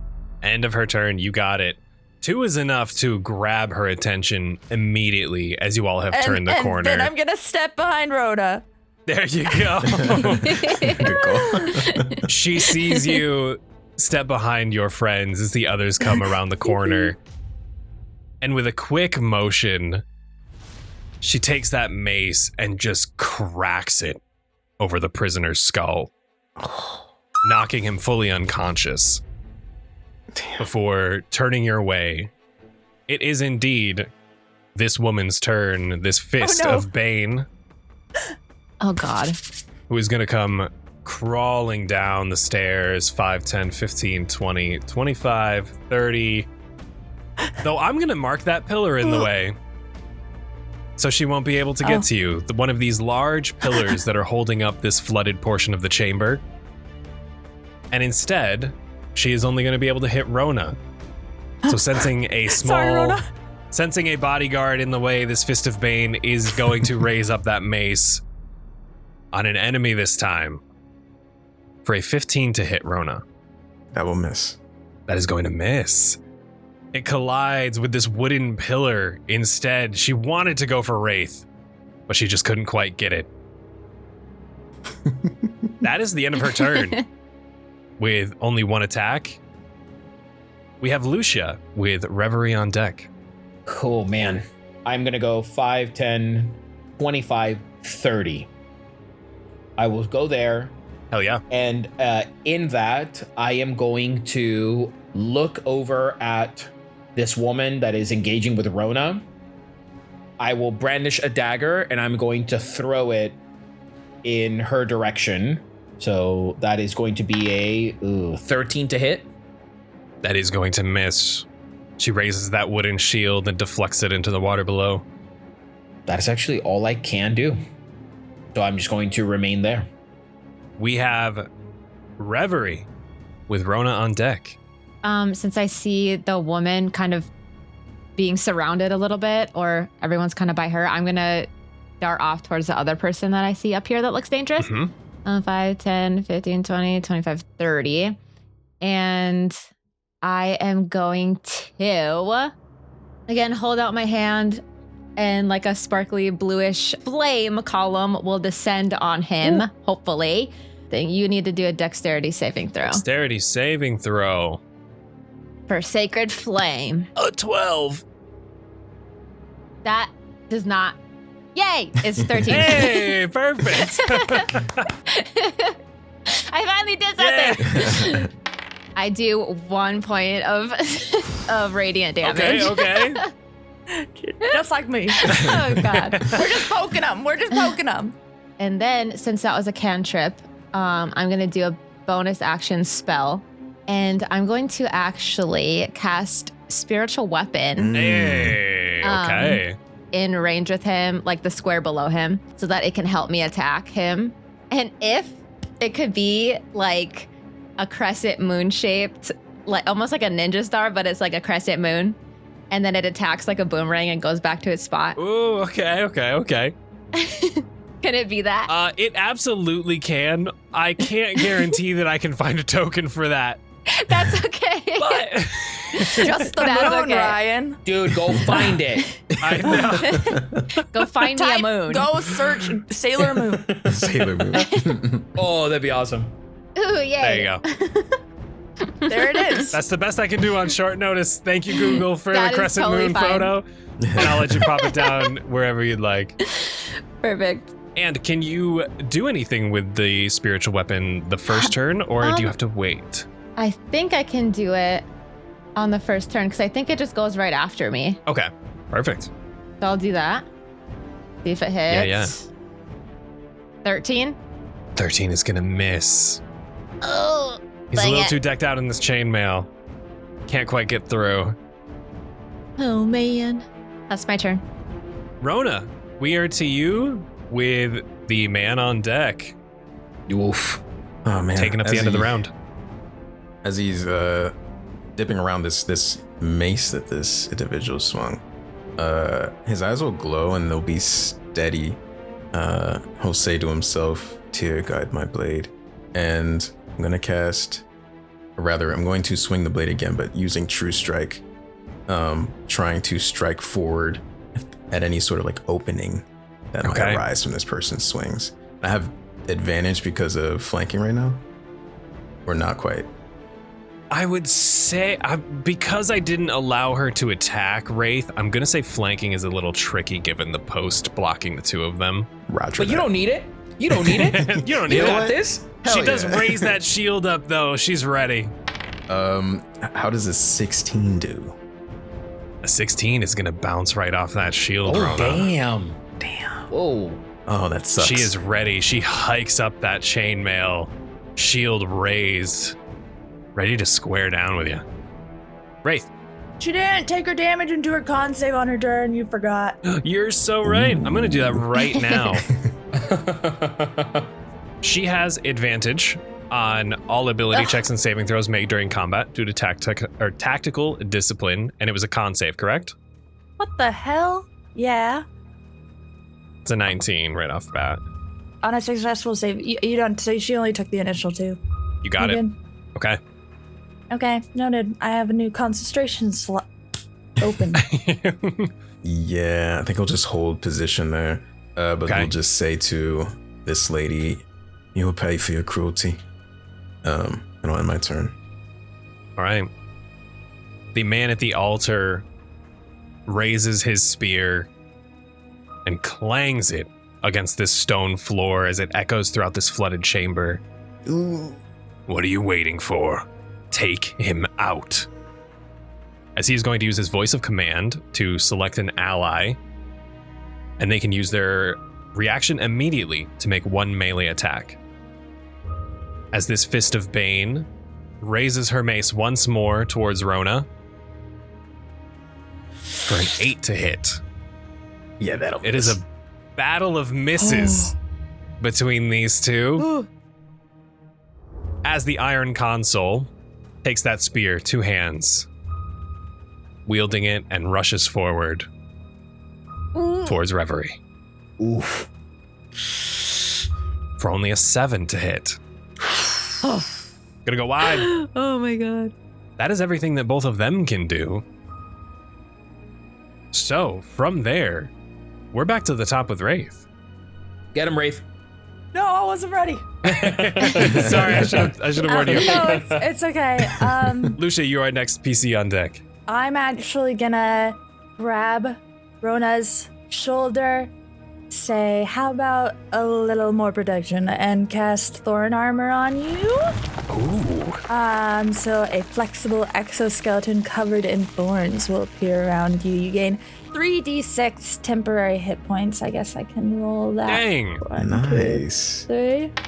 Oh, it's better than that. Just you wait. Wow, I rolled trash. You get 9. Sorry. Hey, that's good. That's average. But to take away those hit points, they will be pierced. So basically, they'll have to take 9 damage when they do the 9 damage, and then it's gone. Oh, okay. And then I am going to leave Rona, who I trust is perfectly competent to handle this lady I did nothing to, and run towards my sister, who's fighting this guy by herself. Lucia, what are you doing? I'm just kidding. 5, 10, 15, 20, 25, 30. Oh, wait, no, I could only go that far. Okay, so I'm backing her up. I'm behind my sister. And then I am not, I don't have a bonus action, so I'll just prepare to be there for her. That is it for Raith. We move to the Fist of Bane, who's in a head-to-head duel with Rona, and why wouldn't she try to make another mace attack? You have her full attention. Because of the thorns. That is true. Though it's a little too dark for her down here to actually take note of them. I mean, she got That is a 23 to hit, Rona. Yeah, that'll hit. Dang. Right. 4. Oh, only 4 bludgeoning damage. Take 4 piercing So damage. she will take 4 piercing damage. That's so nice. Lovely. Rona just says, "Thank you, Raith." The mace comes down, though it is almost entangled in these thorny vines that are wrapped around you now, Rona. As the mace recoils, she has thorns all throughout her forearm. But that is it for her turn. We're moving to Lucia. Seeing Raith make her way over to her sister, right as Raith like pulls up right next to me, I just dash out. Not actually dash, but like I just go really fast. 5, 10. Okay. And from here, let's see, I am going to brandish my rapier as I'm running, and I'm going to go ahead and attack her with it. I'm going to go ahead and attack first with the rapier. Okay. So we'll do this one. I am going to use luck point to re-roll that again. Okay. No, that's a 7. It was a 17 and then a 3. No. So no, that is all I can do there, actually. That dim light is just not provided enough for you to find purchase with the rapier. Yeah. So that's actually all I can do. As I pull up, I try to swing and get blocked by the shield, and frustration comes over Lucia's face as he is unable to do anything. All right. Reverie, you are up with Rona on deck after the spirit weapon. Okay. Since I'm right up there, I'm just going to take a swing with my claymore. And that is a 19. That hits. And that it, oh my god. I keep rolling ones on my damage. But it's a 3 total. 3 total damage. Death by 1,000 cuts via Reverie. But damage is damage. It's better than nothing. Okay. Yeah, and then I'm going to use my bonus action to just move my spiritual weapon up here in case anyone else comes up here. Okay. So there's room. And then I will let my spiritual weapon attack. Yeah. 12. 12 is going to miss again. Ugh. The moon is being overtaken by the darkness down here. Oh no. The smallest little crescent can't provide enough light to hit. Dang it. Reverie, All right. is that it? That is my turn. All right, we're to Rona with the Iron Console at the very end of the round. Raith will be the next PC. Roger that. Seeing Lucia join him, he'll look over in his direction and just nod his head. Are we flanking now? You are indeed. Let's go. His eyes still glowing will make that longsword strike, hoping that maybe with the distraction of Lucia's strike, he might be able to find purchase. Okay. Oh yeah, okay, that's a 23 to hit. There it is. Nice. There it is. Sick. So the blade just glows a white light and cuts through. That'll be 14 points of radiant damage. Damn.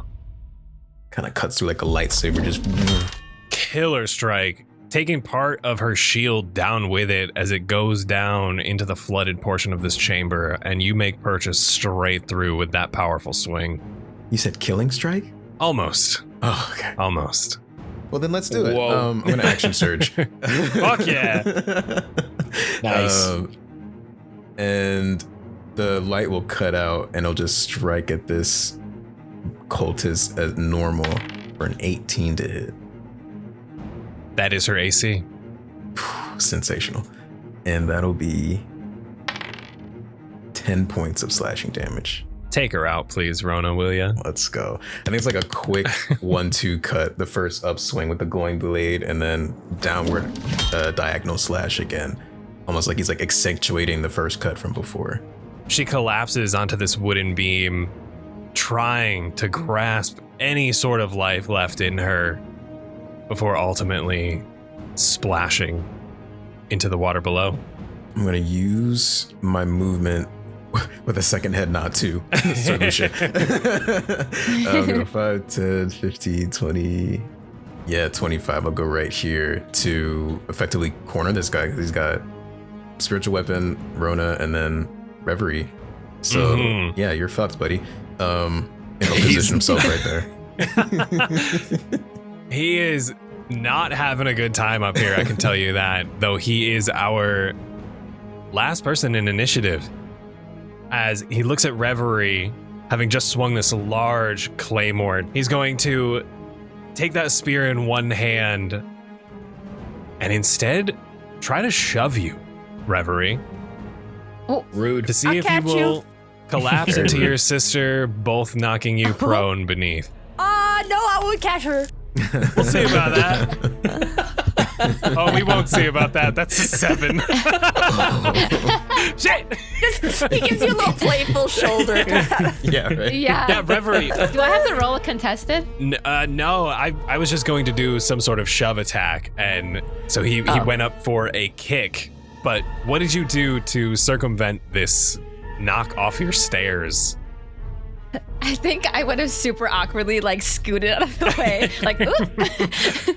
He comes back, loses his balance, and tries to stagger himself, and he calls out once more, though his words don't find any ears, as his voice of command cannot be utilized with his friend dead in the water. And he is fully surrounded right now.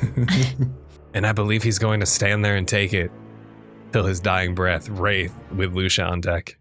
Well, let's not die too soon. I'd like to cast Hold Person, Okay. What do you need from which me? is a wisdom save. Wisdom save. That is a 13. Ah, that's my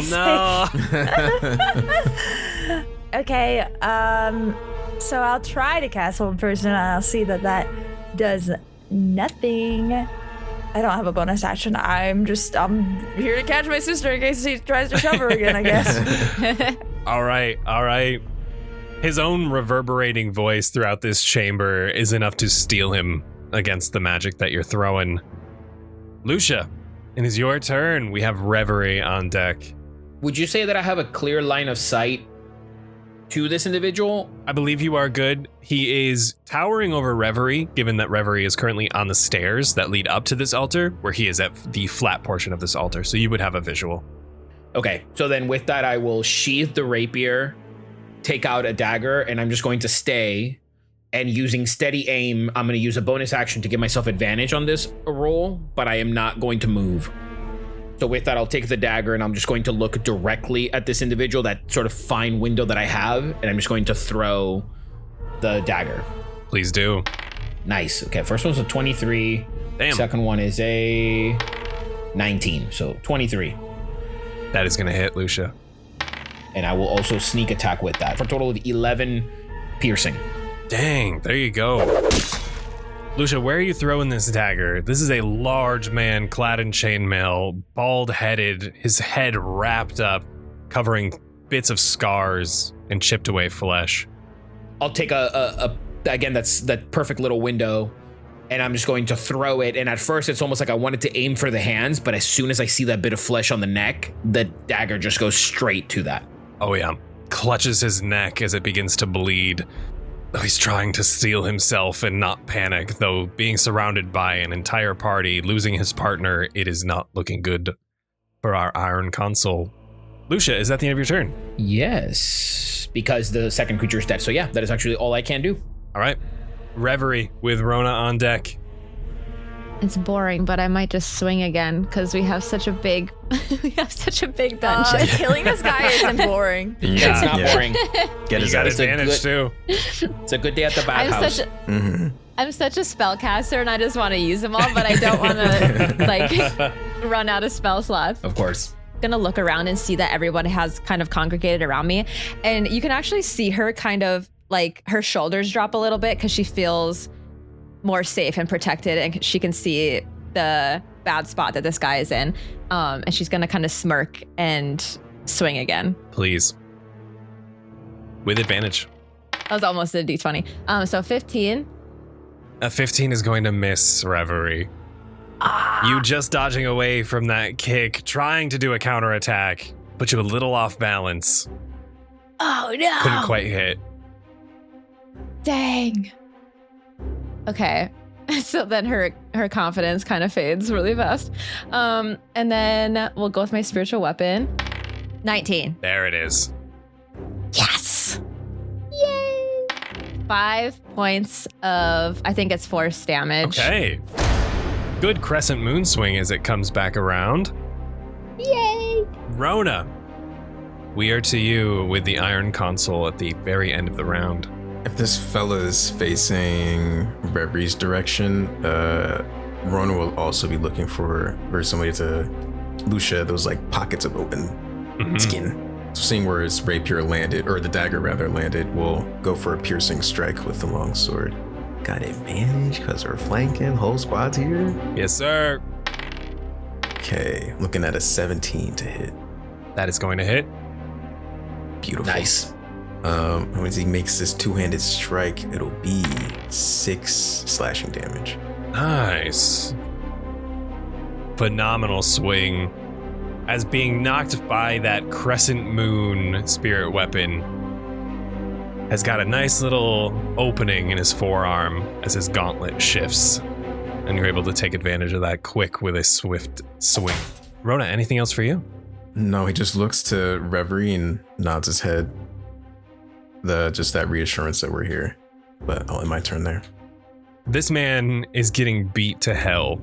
He is pinned in a corner. He believes that it is time. It is now or never to try to make some sort of escape. Ooh. Even if that means opportunity attacks from every single person. As he is going to go 5, 10, 15, 20, 25, 30. All I can do is slap him, so I hope you guys get him. So everyone who would like to I'll cry utilize... if I'm the last hit and it's a slap. That's so funny. Everyone who would like an opportunity attack, we will start with spiritual weapon. Does spiritual weapon get an opportunity attack? I don't even know. I don't either. I think so. I think it might. In Baldur's Gate 3 it does.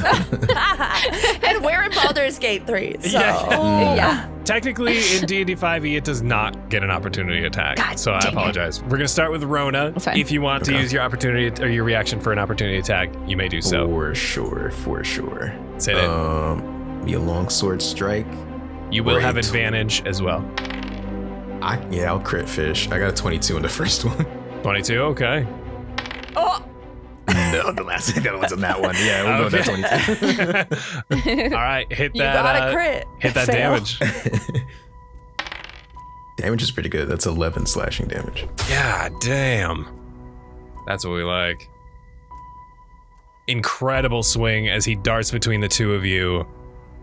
Next would be Reverie with an opportunity attack. Get him, Slap Leia. the shit out of him. Clock Get him. Oh Get him. God, don't do Please that don't, to me. please don't make me do It's this. It's a 6. Dang it. What did you get? 6. 6. Okay. a quick miss as he almost shoves you to the side to try to get between the two of you. The run is able to clap him right as he run by. He is down the stairs. He is in the flooded portion. Next opportunity attack would be Raith. I can't. You have to have like the feet to be able to do a spell. Even like I couldn't do chill touch, even though it's touch. Yeah, I need Warcaster. Yeah. Fine. Okay, I'ma slap him. Do it. That's so funny. Nat 20. Are you fucking kidding? Let's go. Obliterate him. Yes. Please kill him with a I'm slap. gonna claw his eyes out. Yes. With our teams and I think claws. this does what, like 4 damage? I do 2 damage, so I think it's 4 damage. Or how It's does it gonna work? be minuscule damage, but Raith, I'll tell you, he only had 5 HP left, and because of this crit, I'm just gonna give it to But you I'm because this taking is his too funny. So please, Yes. That's with too the good. crit, That's too tell good. me how you take out the Iron Console. Yes. This is so savage of me. It's so I good. think I'm just like.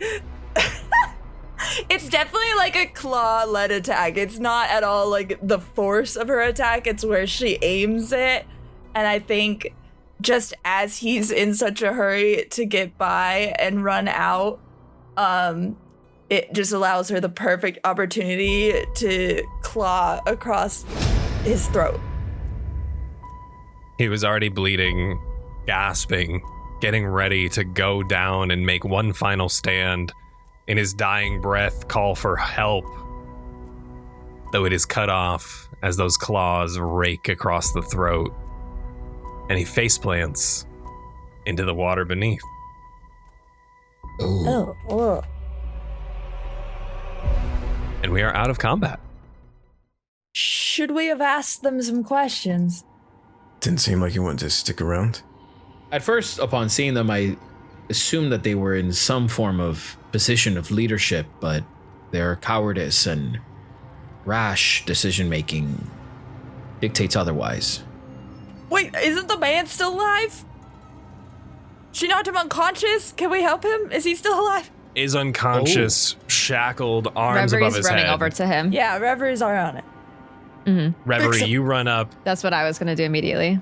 and what are you doing to this man? He's completely unconscious. Completely unconscious. Oh, okay. I am going to go up to him and I am going to inspect to see if that he's still alive. He's still alive, correct? Yes. I'm going to place my hand on his chest and kind of close my eyes, and I'm going to cast Spare the Dying cantrip Ooh, okay. so that he becomes stable. Nice. Now, him being stable, Means he stays unconscious. he is still Right. unconscious, Yeah. though he will not die. But you have saved this man from bleeding out in the depths of the bathhouse, shackled with no vision. I'll kind of turn and I'll like put my hand out towards my spiritual weapon, and the like spectral moon I'll guide it towards me, and it'll just kind of disappear back into my chest. And I'll just turn around and say, "Can somebody help me get him down from here?" Of course. I think Ronah will go to, like, the shackles are kind of like holding him up. I think so. I think we'll try to use True Strike to give some sort of, like, instead of just clanking metal on metal, unless there's like a, I don't think, I have no decks that I can lockpick anything. So I think we'll try to brute force it at first, not immediately seeing like another solution. Go ahead and give me a swing. Okay. Please. Tier, please. That's a 22. That is going to hit. 9 points of radiant damage. It looks like the shackles are hanging on by a mere thread. Even someone coming to help you with this would be enough to take that last bit of iron, bend it out so they would be able to get free. Reverie would help get the rest off. Thank you, Reverie. Is his he has something over his head? Correct. Okay, so I'll kind of like with Ronah's help, like bring him and sit him down, and I'm gonna take it off of his head. Okay. As you take the bag off of his head, this is a very scrawny elven man He's clean shaven. He has long, raggedy hair, though it could just be from being stuck in the burlap sack for God knows how long. Currently has a black eye and some scratches across his face. But the main damage that is done seems to be throughout his body. That spear being poked and prodded over and over and over again as the two cultists laugh at their pain. Should we take him out to the bathhouse to fist or someone? We can't leave him here, can we? He says to the party. No. We can't leave him here. I could heal him, but I want to make sure that I can heal all of you as well. Not to put a damper on the situation, but from my understanding of the unfortunate who are sacrificed, they always tend to be those that are, in some instances, looked down upon by society, and in other cases, those of some form of stature. We may run the risk of bringing this individual up above only for us to be perhaps held accountable, maybe responsible for what has befell him. Or we may be greeted with a warm welcome as we perhaps may have turned in some fugitive or criminal. I do not, and to be clear, like this position. But I think for now, we must unshackle him and leave him be. If we make our way back, we can decide this later. But we need to save what energy and resources we have now. Well, for now he's stable. And he should be fine if we do come back for him. But again, we don't know who's roaming around here. There's like a visible discomfort to Rona's like body language to Lucia's words. There's truth to them, but it's a shitty situation. The last one looked like he was trying to run that direction to the west. I'm assuming that's where more of his friends lie. So if we go that way, maybe we can expect a bit more of the same. He may not be the only one, and perhaps we might be able to potentially save others. You're right. We march on. For you all, there are 2 exits leading away from this main chamber. One to the east, continuing down the flooded hall, and one to your south, that again leads back into a curved, flooded chamber. While everyone's deciding where to go, is there like any cloth around? Just like a piece of cloth. There is the burlap sack that you took off his head. Okay. Reverie's just gonna try to like position him comfortably and just like cover him as much as possible. I love a little burlap blanket. He's okay. Yeah. She maybe will cut it like open so it can like lay out. Oh yeah, taking that great sword and just almost splaying the burlap sack down the blade. Yeah. It's not much, but it is a wonderful thought. And pardon me, I don't know if I missed this. Have we inspected the bodies? You have not? As Reverie is doing this, can I go check out the man that essentially kind of fell right before me from Raith's attack? No investigation check needed to loot this body. He has his chainmail armor, his spear, and also a set of keys. An iron key ring with 7 keys to be specific. Pluck out the keys and just kind of dangle them so everybody can hear them clanking against one another. And unless anybody wants to do this, I'll just move on to the woman. Nothing on the woman but her belongings, her shield, her chainmail, and her mace.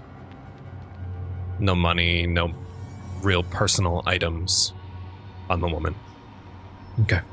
Just kind of turn them over, and then there is a thing where I guess Lucia makes it a point to be very gentle when he's like plucking away at these things, but then as soon as he finds that there is no fruits to this labor, he will take the woman and the man and ensure that when he is done with them, he places them head down onto the water.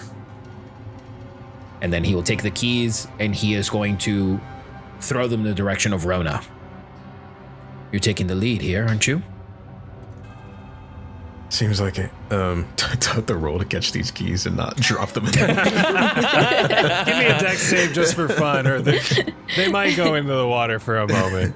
Oh, this would be so embarrassing. That's so funny. We're all watching. Oh, it's a 2. That's a 2. We're all watching. A slight splash, though. Whose fault really is it when Lucia can't see? It's to be That's debated. true. Just throws them at the wall. I throw them behind me. But after some searching, you're able to swipe them right out of the water. Thank you, Lucia. You are welcome, and I apologize. I'll take the lantern, and I'm going to extinguish the oil. It seems that this attack was entirely on me, so apologies to you all. It's fine. Just stay close. I've got dark vision. If you need to walk behind me, it's okay. All right. Shall we? Yeah, to the west or to this water path south? I, for some reason, am favoring a southern approach here. Raith, Reverie? Following you. No argument. And Rona will lead the way south. South leads you to a curved corridor. The corridor continues, leading up to a set of steps, though before it does so, it branches off into a small chamber. And because you all have made it a point to extinguish your flames, the skittering of rats can be heard within the chamber to the west, with one rat in particular almost crying, trying to escape, it seems. And those with dark vision can see inside a cultist in this partially collapsed room with 3 wooden beams supporting its ceiling. She is situated over top a table, as she seems to be working on a cadaver, a body. A frighteningly thin woman in a black robe stands hovered over as her cowl drapes over her face. And around her feet creep a swarm of skeletal rats that are trying to gnaw at a currently live rat that quickly escapes the clutches of the skeleton critters and darts its way in your direction to escape, and runs down the curved corridor, pausing for a moment to catch its breath. Though the skeletal rats hover around this woman as she is hunched over the table. She has not noticed you, as the light is currently gone. Yuck. Yeah. I'll just say above table, I have disadvantage on stealth, so I don't. If we want to take the sneaky approach, we can totally try. But I think at the first sight of a rat ensemble, there's just like a body shiver from Rona. But is anyone? What languages do we speak? Does anyone speak common sign language? Me. Yeah, we all do except for. Oh, let's go. But Lucia Reverie. can't see. But I can't see.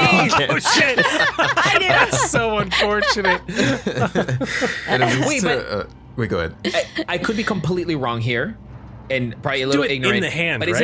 isn't there a thing where like you can actually touch think the you- hands? I believe so. And you can actually like decipher essentially what the other person's communicating as long as it's with sign language. I could be completely wrong here. I believe you're correct. Okay, well, you're gonna have to Yeah. reach across me and Reverie to grab Rona's hand and be like, "What are you saying?"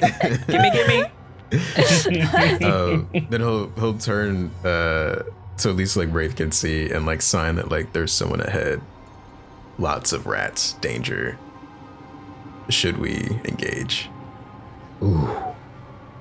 I'll turn to the others and go, "Shh." Just and then I'll turn back to Rona. What else are we supposed to do? I'll say that in sign language. Like, why not? his like body language drops a little bit because like, yeah, it's just a lot of rats is the thought in his head. I think he just. I'm signing. I'm like, that's a bad thing. He signs back. It's not like a question mark. I just like give you a little nudge. And I think, he's just gonna charge forward. I don't think he's gonna like stealthily sneak up. I think he's just gonna try to use the element of surprise and just heavy footsteps clank towards her. Okay.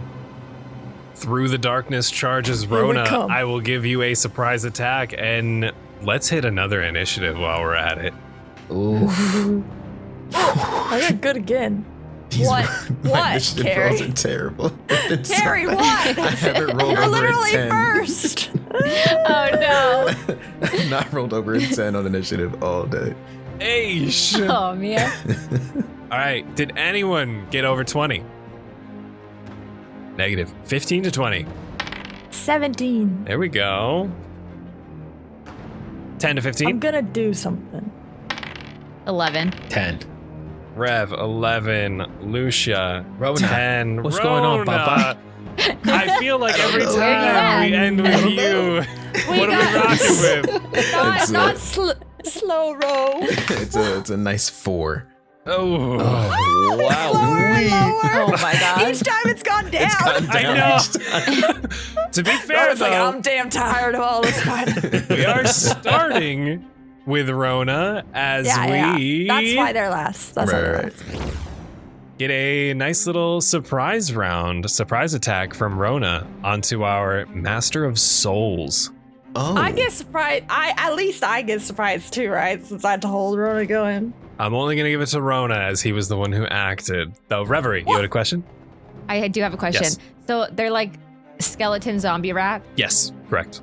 but there's only one, or is there like a There's lot? There's a lot. plenty, don't Like, worry. you know, in Baldur's Gate when the whole screen is all the moms and Yes. the top. Right. Yeah, it's like that. There are Okay. plenty of rats to work with. Like all over the room? Damn. They seem to be Or- swarming at her feet, specifically. Ooh. Okay. Oh, no. Okay. Okay. Yuck. So technically they're all in that one little square. Mhm. Okay. Correct. I think Rona's just going to go up to this woman, getting him unawares, and take a swing with the long sword at the back. She is back turned to you, hunched over this body up on the table. Nice. Please let me and my friends beat you up. Is this surprise attack at advantage or no? I think so. I think that's how we ruled it last time we think. did a surprise attack. Thank goodness, because that first roll was a 10. And this is hardly better. That's a 12. A 12 is her AC. Oh, thank Hey, God. there you go. That means she got some mad magic, though, so we gotta be careful. Yeah. There's gotta be something nasty.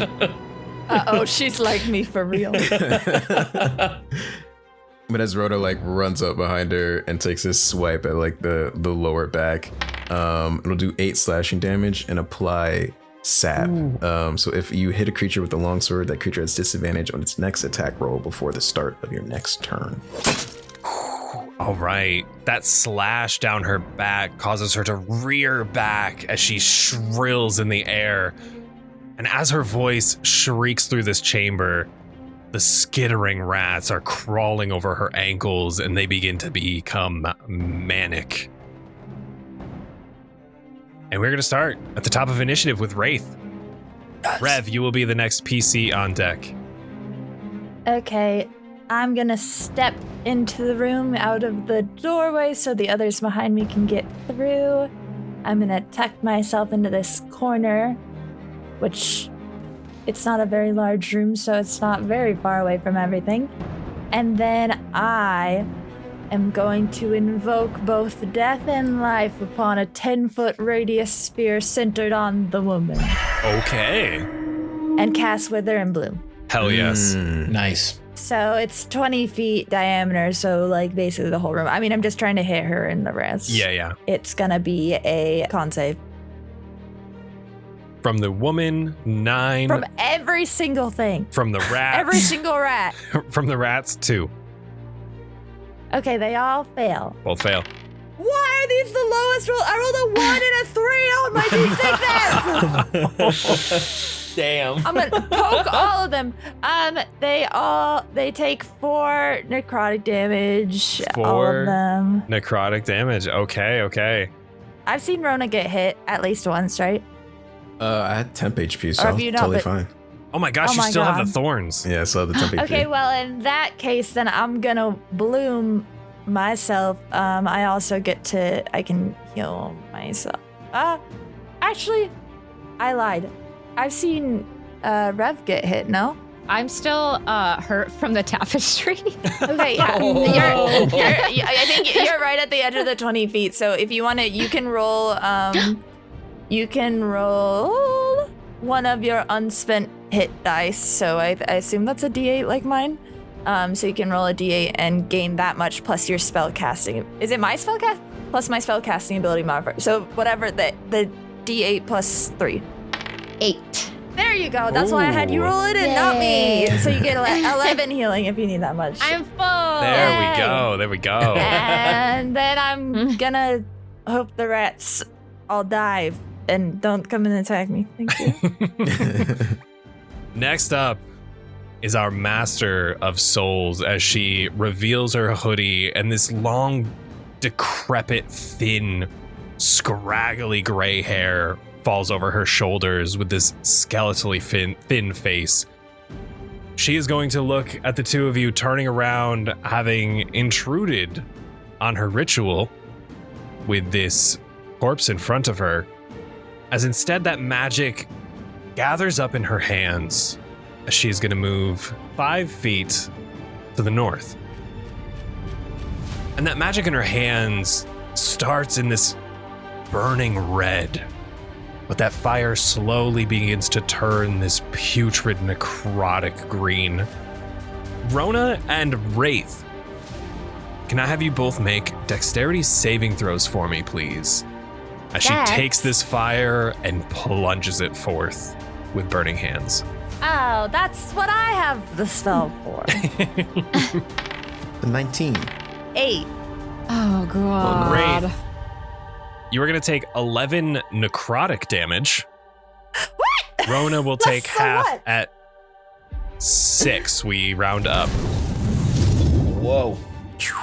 The Master of Souls has grave magic. Any spell she casts, she can change the damage type to necrotic. Oof. That's That's gnarly. I guess. Very fun. This would negate the temp HP, right? Wait! It's necrotic? It is necrotic. I have resistance, bitch! Hey, there you go. There you go. What does that mean? Does that mean I take half or You'll take half. half, so it'll go down to 6. So get 5 HP Yes! back. Hell yeah.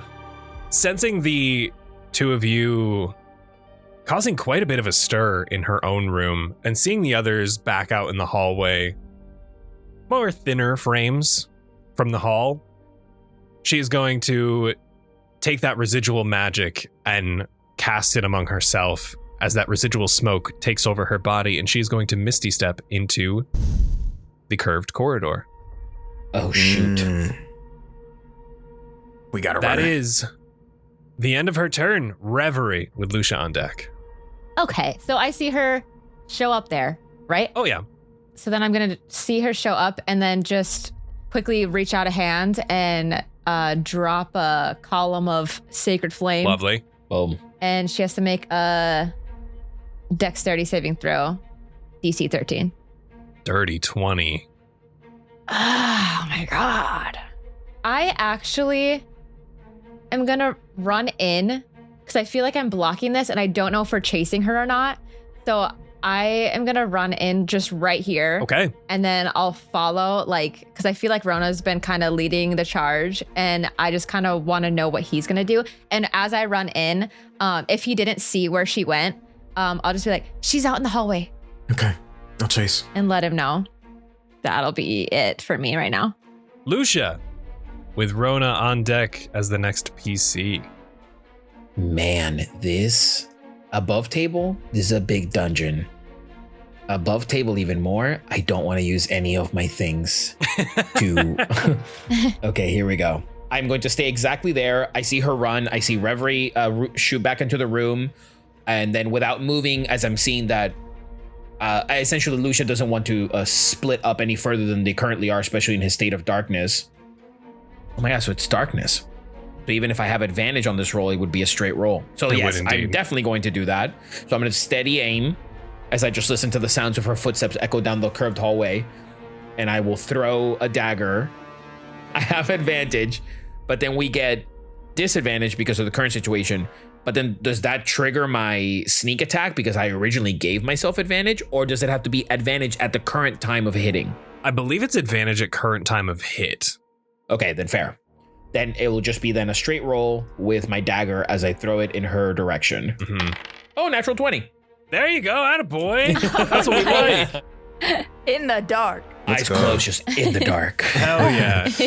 Yes, Lucia. So it is one max roll. Roll that die again and add any modifiers. So max roll 6. Nice. Roll dice again. That is going to be 6. So actually, yeah, 12 total. Damn. Steadying your aim and studying where her footsteps lie throughout this corridor is enough for you to throw it with pinpoint precision straight into her chest. As she pops up, instantly she is met with this dagger. And Lucia, is that the end of your turn? Yeah, I forsake my movement, so I am stuck right there. Next up, Rona, you saw this woman disappear down the corridor. So the next thing you feel are a plethora of skeletal, bony legs trying to claw their way up your leg. Up my leg? Yuck. No. As the skeletal rats swarm you, Rona, they're going to try for a bite attack. A 21 to hit. Oh, yeah, that hits. Damn. Ugh. For a total of 8 piercing damage as they are clawing through your splint armor, getting in between the cracks, their little teeth. Wow. What a visual.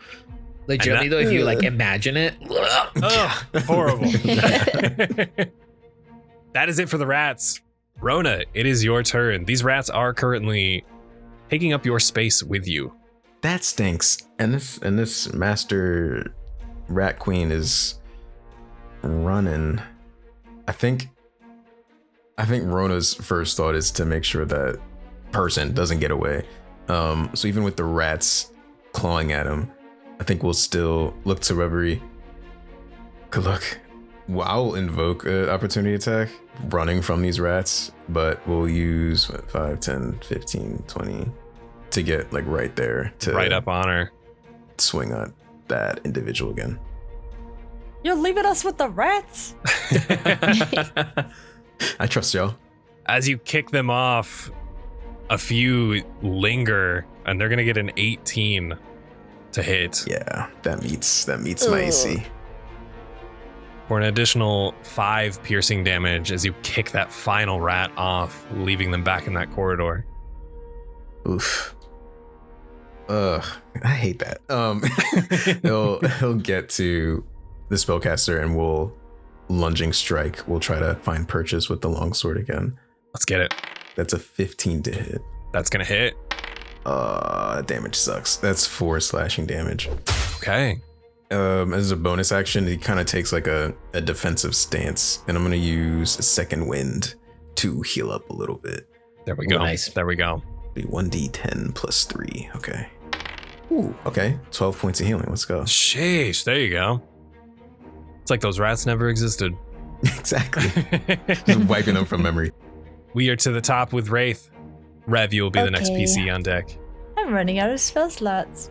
That's what I'm stressed about too. I also realized this would not be as much of a problem if I grabbed the spear from the man in the last room, which I noticed. I was like, he has a spear just like I do. I don't have a spear. So I'll be grabbing that after this combat. Right. But in the meantime, I guess I'm gonna go up and stick my arm in the pile of rats and cast Chill Touch. Ooh, hell yeah, hell yeah. Wow. Awesome, but very brave.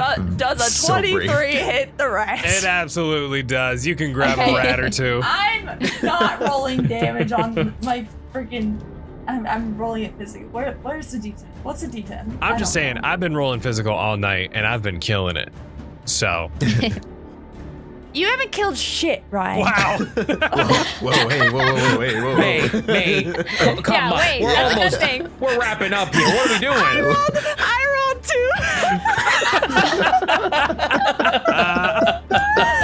So rats, I'll take 2 necrotic damage. 2 necrotic Take damage. that. Oh my god. To the rats. Okay. I hate being level 3. This sucks, dude. All right. Raith, is that the end of your turn? Oh, yeah, and I'll move next to the rats. Rona. She is going to take a step back, Oof. providing you with an opportunity attack if you would like to take it. Gladly. She sees the onslaught that you are capable of, and she's trying to get ahead of it. That's a crit.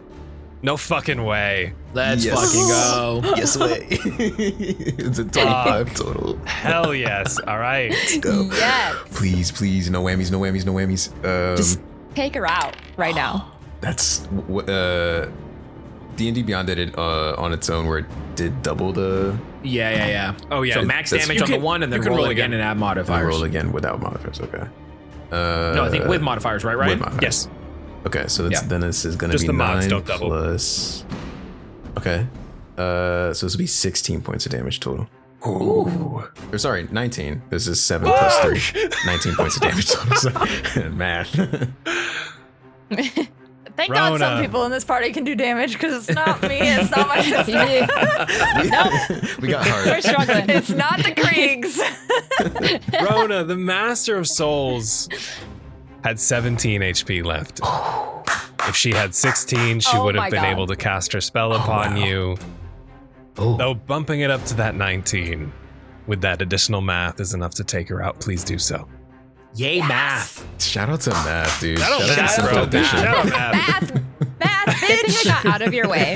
And if she goes to like leave again, it's just that you find, oof, this is kind of brutal. I think it's like a downward strike that just pierces through the front and then pulls out like an execution. That perfect pinpoint wound from Lucia's crit dagger throw was enough to open it up for you to slide right in and do some serious internal damage.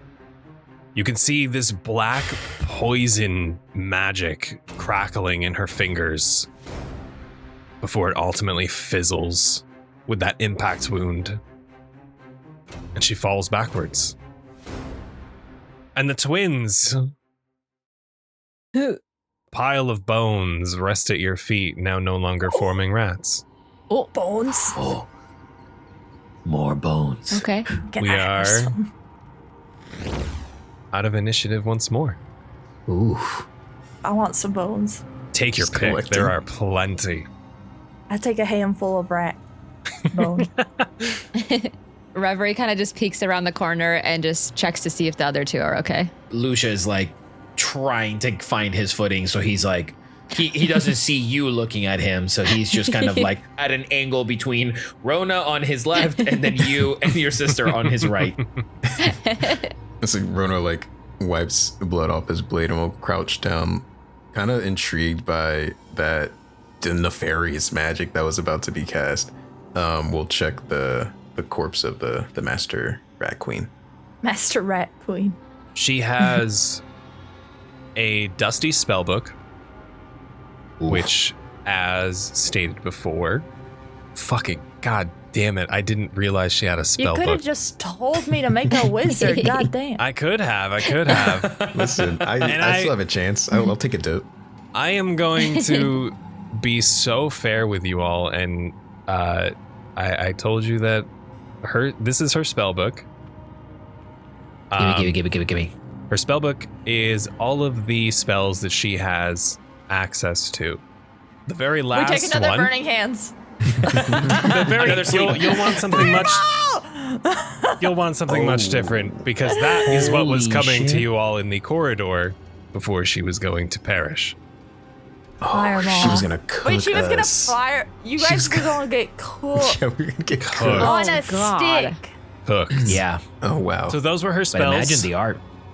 You may take. But like Misty Step Wait. is useful too. yeah. No, we take fireball. Yeah, fireball. You want yeah. fireball? Fireball's great, especially for with Fireball. this small Yeah. rooms. But wait, animate dead. That's simply to use the dead to your advantage. It's not like a question of the dead or anything like that, right? Correct. Okay, cool. Yeah. All right. Then yeah. Fine. I see the small room. I cast fireball. Spellbook Level Fireball. 3, we need I this. forgot that the spellbook was part of her loot, but Crazy. Level 3 fireball. Yeah, that's huge. Hell yeah. Dude, Rona, you got some magic now. I don't know. Hey, Mom, look at this. Throw a fireball at her. Hey, Ma, look at this. Is this enough magic for you? You happy now? Yeah. one thing that the twins find in her chamber is a dusty leather-bound book with a key lock in it. It seems to be latched shut. Though Rona, the last thing you find as it falls out of her hair is a small golden key. Ooh. He catches it, and we'll try to like add it to the other assortment of keys that they've collected so far. No, don't put them in this ring. Just keep them separate. It's too many keys. Yeah, no, that's a good point. Yep, sorry. And I'll just tuck it in Does the she pocket. have a key on her body? Yeah, one fell from her hair. Maybe don't yell. Also, I'm not yelling. I'm just, you're right down the hallway. We have the lock. okay. Well, here's the key, and he comes over to hand over the key. And I say to Rona as he passes, she was yelling. I don't know why she said she wasn't. I've never yelled in my life. I don't even know how to yell. Well, today, May, you have hollered in this chamber. Good. I hope they all come out so we can just get rid of them all. I'm gonna cast fireball, actually. It's called strategy. You heard of it? That's true. Hey, Okay. I'll hold the book up and I'll let Reverie take the key. So I'll hold it out so Okay. she can unlock it. Yeah, she'll take the key from Rona and then. Remember when we said to be careful about touching things? I'm already Is touching this a good it. idea? Can I actually? I'm like about to unlock it. Can I do like an Arcana check? Absolutely. A 12. A 12. If I die right now, you're gonna feel really bad. Oh my god. Not you. I mean, you'll feel She bad too, will but for feel different really reasons. bad, No, but it won't be your fault. completely pinning it on Rona. Yeah. As you're looking over this dusty leather book, this seems more of like a ritual spell book more than anything. Okay. It's if it was to be a spell book of sorts that she would use as a wizard, it would have been on her person like Rona found. This seems like something she might some sort of journal, some sort of ritual spell book, though it doesn't seem to have been used given the dust it's collected for quite some time. Though you don't, given your Arcana check being a 12, you don't see or feel anything too off about it. Okay. I'll unlock it then. As you place that key into the lock, Reverie, I need a Constitution saving throw. I chose to hold the book. I chose to hold the book, so she wouldn't have to do that. I was supposed to take it. What's happening? Lucia's just looking at a wall. I was yelling. 9. 9. A 9. Reverie, as you unlatch no. that book, smoke begins to protrude from the lock itself. As it rises above and coalesces into a skull as this maniacal, demonic laughter comes from it. You are cursed for the next 24 hours. You will be vulnerable to all necrotic damage, meaning you will take double. Oh my god. Oh, we do not have a removed curse. None of them had removed curse. Oh no. Oh wow.